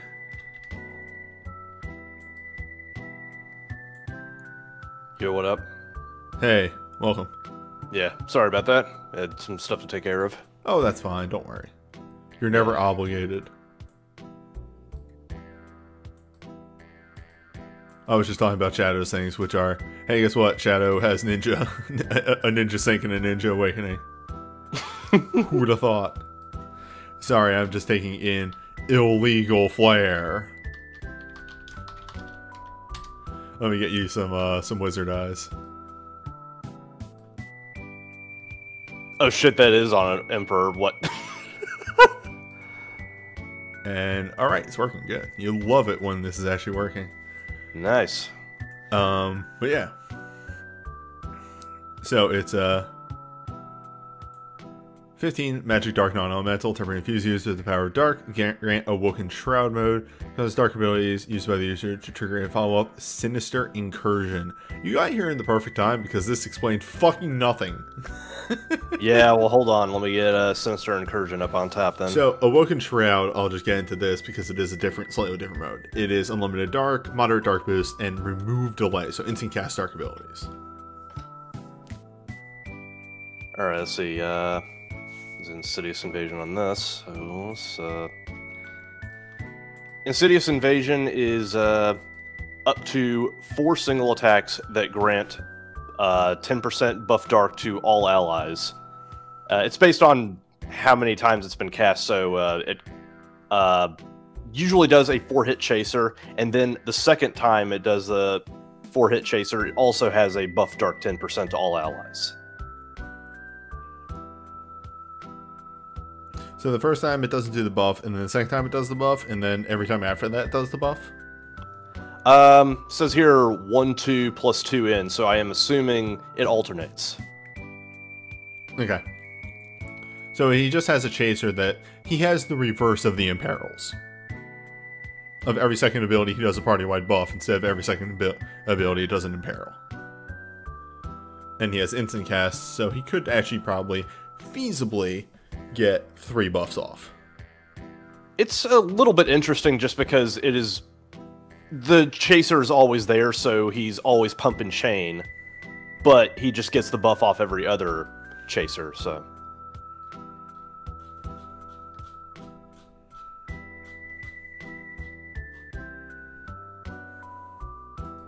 Sorry, I got distracted. Yeah. Sice. 15 physical dark, non-elemental. Temporarily infuse the user with the power of dark. Remove delay from the user's actions for 2 turns. Enter Awoken Darkness mode. Grant the user Brave mode. And set the user's Brave level to 2. So this is an Awakening with a Brave command attached to it. Unlimited Darkness abilities. Dark ability boost. Darkness abilities trigger twice. Darkness abilities do the thing, and it is physical dark, 100% crit chance.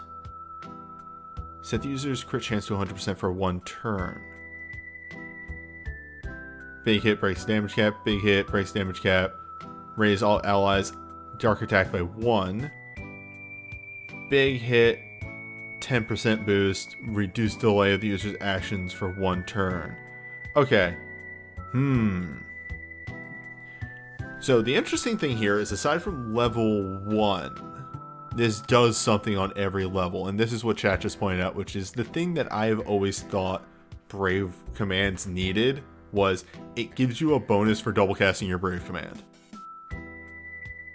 Yeah, that's what I noticed too. Like, it is okay to just spam this if you don't have any Brave stock up, and yeah, you're just not punished for using your Brave stacks already. Also, no, there's a further aspect to this. This is Life Reaper is darkness typed, so if you use this while awakened, it'll double cast it no matter what. Yeah, so it feeds back into itself, so you're just looking at so that's always bunch of nested stuff. That's always going to do that, and then you build up to the 3, and then... Yeah, and also this number 1 hit, this 0 hit, will also still hit for 20k. Because it'll still break damage cap. Level 1. Alright, I kind of like this. I like these Brave Awakenings. They work. They work in interesting ways. Like, this is just still a hit really hard sort of thing, but a lot of the effects are, they sort of bleed into the Brave command and also the entry, so that it's not stacked on top of one or the other, so it doesn't have to share room with stuff. Mm-hmm. And you also just sort of intersperse it with everything. Also, it works because she has that reduced delay for 2 turns. Yeah. Genji Blade. Stigma. 15 physical dark, non-elemental, temporary infused uses power dark. Raise the cap by 1. Awoken darkness. 2 soul rate meter. Yep, oldie but in goodie. This one is built to be a combo awakening. He has lots of other stuff that he can combo into this with. It's typically supposed to be USB 2 because that's a break damage cap all the way, but it can do a whole bunch of other stuff, so yeah. Fun fact, originally Cloud's Arcane Awakening 2 was on this, and they removed it and put Ceph's on. Weird. Warsight is an arcane. 3 big hits. Sice. Dark Axe, if you needed any more Dark Axes. Shadow Assassin, 20 small hits, 1 big hit. Ninjas tend to get those. Also, notable, Dark Throwing Weapon. We have Shooter now. So, there's a positive in that as well. Okay, he gets one of those weird in-between chains. 2.5 dart chains. Yeah. I don't know. I don't know where to rank this anymore. Because I found out, I don't know if you saw this, but I found out that these aren't 25 seconds long. They're still 15. It's just that it's a misunderstanding because the attack buff is 25 seconds. Yeah. But either way, it's interesting. I prefer, I think, to call these instant chains. But yeah, it's an instant. It's an instant 2.0 chain that does that dark attack buff. But it just doesn't go up to 150 instead. It is good at cycling back into itself, and it also has a bigger starting point because of the elemental attack buff. Mm-hmm. It's the thing I always say with these, where if your team isn't going fast enough to capitalize on that 150 cap, these are actually better because you start off stronger. I have some Magicite teams that just can't get that high. Cloud Darkness is here because she has the magic, or one of the magic dark chains. And this is just 2.0 chain. Yeah, 2.0 flat, being that weird dark buffer.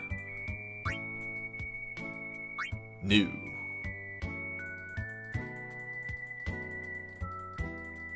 This equipment is new. Fleeting Shadow is just an instant 2 bright gauge, which is fine. All life begins with new and ends with new. This is my current theory. Dark Fog for Sice is an empowered infusion dark and remove delay from the user's actions to get you started real fast or to combo into an awakening. Brigadine is an empowered infusion and reduce delay for 2 turns. Just tempo. Go fast. Yep. Emperor, is this one the bad one? No, this one's the good one. This is his empowered infusion multi-elemental glint. Yeah, switch draw. 3 elements. What do you need? Yeah, 3 elements. That's really good on Emperor.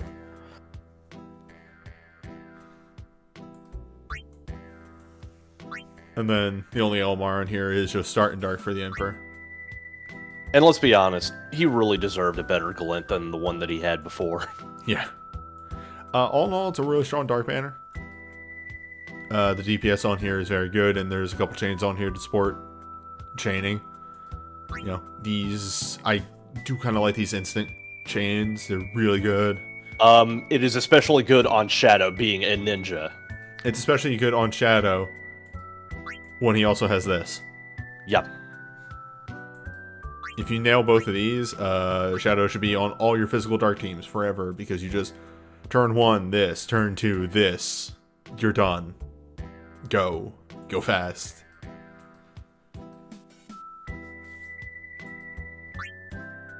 My dark teams are fine, so I don't need to pull on this.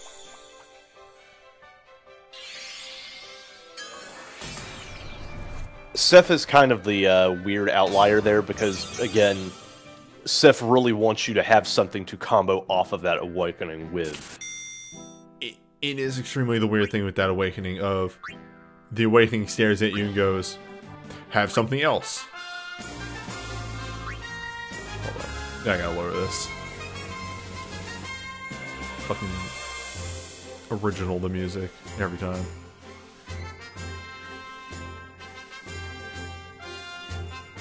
Oh yeah, Alexander. You can get a something else from the lens shop, yes. Alexander is soon. Alright. Ultima Symphony. Deal 15 magic dark non-elemental to 1 target. Temporarily infuse the user with the power of dark. Temporarily grant the user awoken darkness mode. Increase the user's cap break by 1. Enter Alluring Reaper mode, which reduces the hello, car outside my window. Which reduces the delay of the user's actions and causes every second darkness ability used by the user to increase the user's dark attack level by 1. Hey, triple casting speed and then the buff after every 2 chasers is pretty good.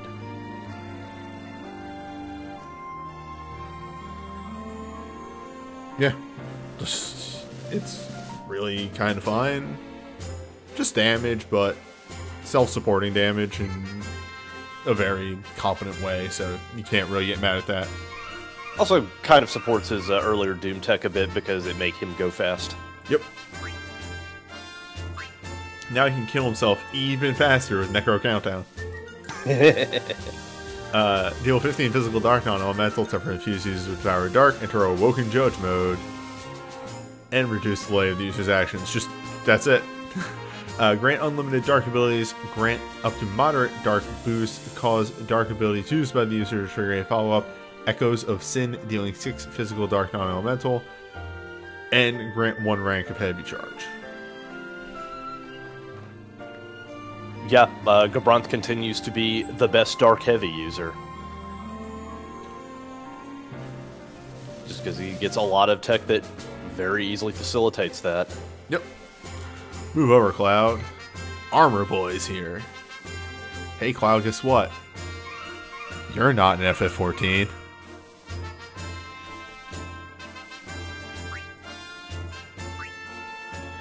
I guess yet. I'm surprised they did not do a collab for the remake. Anyway. Requiem of Destruction. 15 Magic Dark non-elemental. Temporarily infuse use the power of dark. Temporarily grant the user Awoken Dark mode. Grant the user a barrier that reduces damage after 4 attacks. Wait, oh, the user, okay. 4 attacks a large amount and cause every third dark ability to trigger a follow-up Forbidden Incantation. Which would be? Imperil Dark and also Dispel. Imperil Dark and Dispel? I guess the Imperil's alright, the Dispel's weird. I guess enough of the holy bosses do buff themselves, so that could be good. Yeah, it's just mostly a, oh shit, somebody put up a Dispel and I don't have time to get the other thing ready sort of thing, I guess. Yeah. Also jives really well with a lot of his existing tech. His BSB 2 comes to mind because that's the one with like the Command 1 with the really big meaty multiplier that also kind of kills himself a bit. I can see that as well, yeah. Yeah, on a whole, just very solid damage. Yep. Wait, hold up. Cloud of Darkness doesn't get a portrait. It just confuses me whenever that fucking happens. Wrath Particle Beam. 15 Magic Dark Lightning. Non-elemental to 1 enemy. Temporarily infused users with the power of dark. Grant all allies a barrier that reflects portion of damage. Yada yada yada. And that's it. Double cast Dark. From the Awakened mode. Yeah, mostly just coasting on the Dark Thorns. Yep. Dark Thorns are powerful every time. It is her to a T. She is Dark Support. For the Dispels and third casts, really what that is more supposed to do is less you time it perfectly, and more for the things like bosses that just cast a regen on themselves. Yeah. So you can ignore having to stop and dispel the regen and just keep going. Yeah, it is less about trying to react to the boss and more about picking up because, oh shit, the boss keeps putting buffs on themselves. And, like, Ultimisia's Brave, I would say, is a... I don't really like the Brave on it because it's just like, that is supposed to be extremely reactive because it's a Brave. You're hitting Overstrike in order to break Savage. That sort of thing. This is a little bit better, though, because it's autonomous.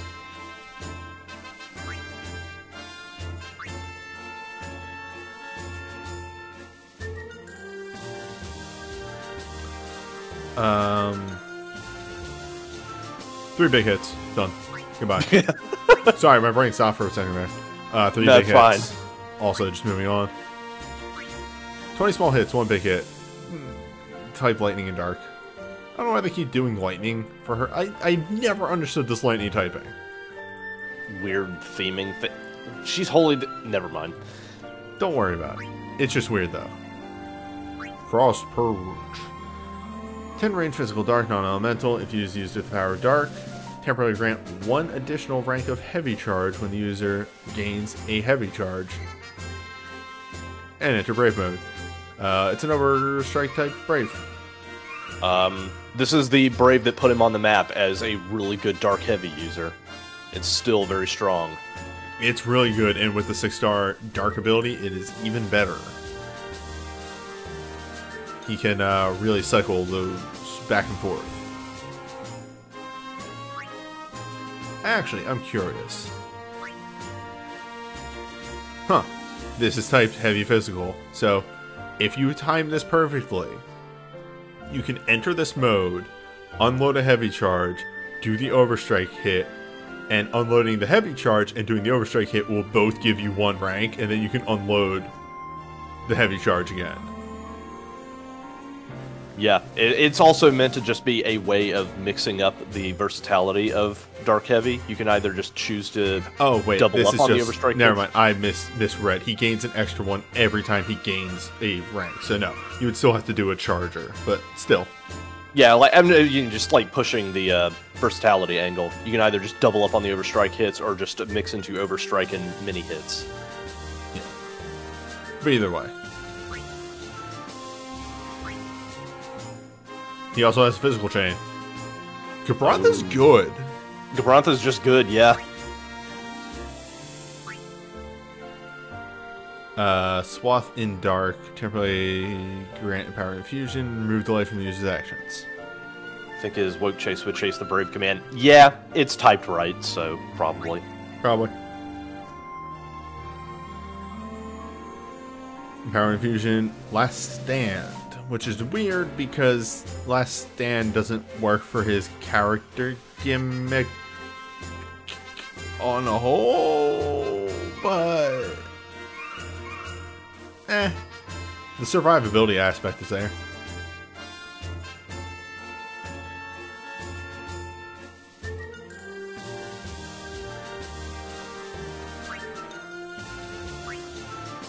Actual Cloud of Darkness is a pure entity. The 2 tentacles are sentient, and the human body is actually genderless. Interesting.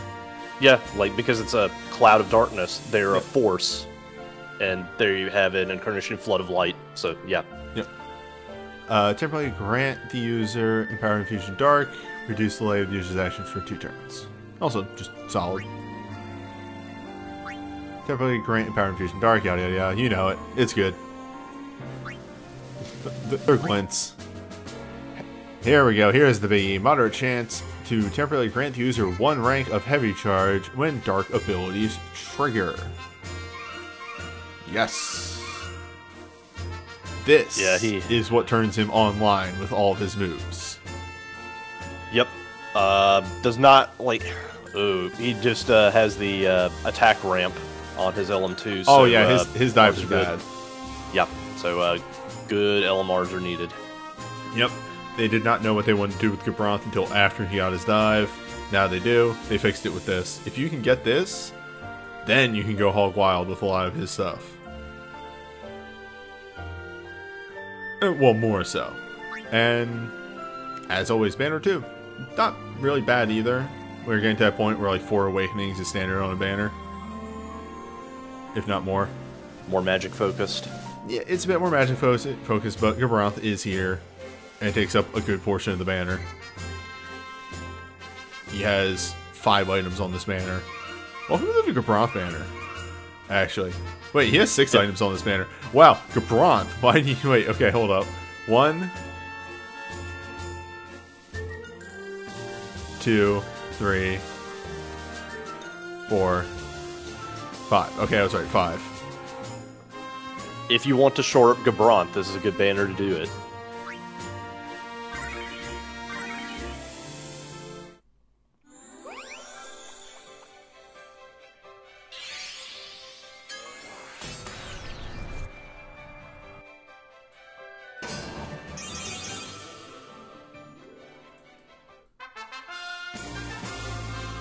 I'm just kind of impressed. I'm going to check that Shadow banner and see how many Shadow has. 1, 2, 3, 4, 5, 6. Okay. Alright. Alright. Maybe the headliner just gets to have a lot of relics on the banners.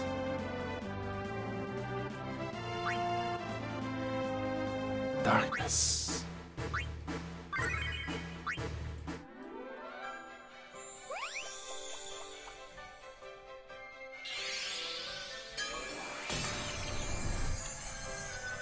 Gabranth is just in a much better place than he was before. Like, before Dark Heavy really came into being, it was just like, oh, he's slow and he needs soul breaks in order to go faster.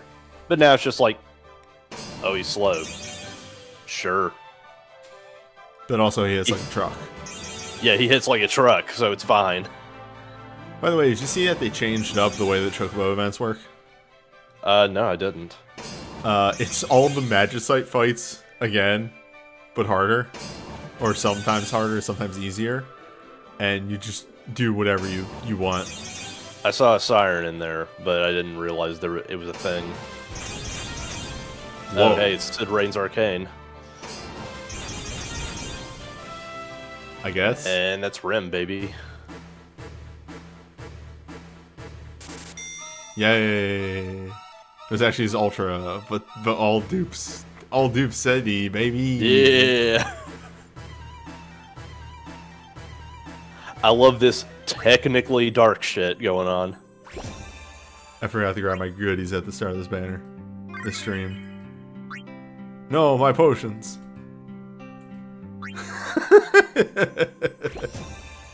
My potions. Potions. Well, that's a video. I'm gonna stop this video.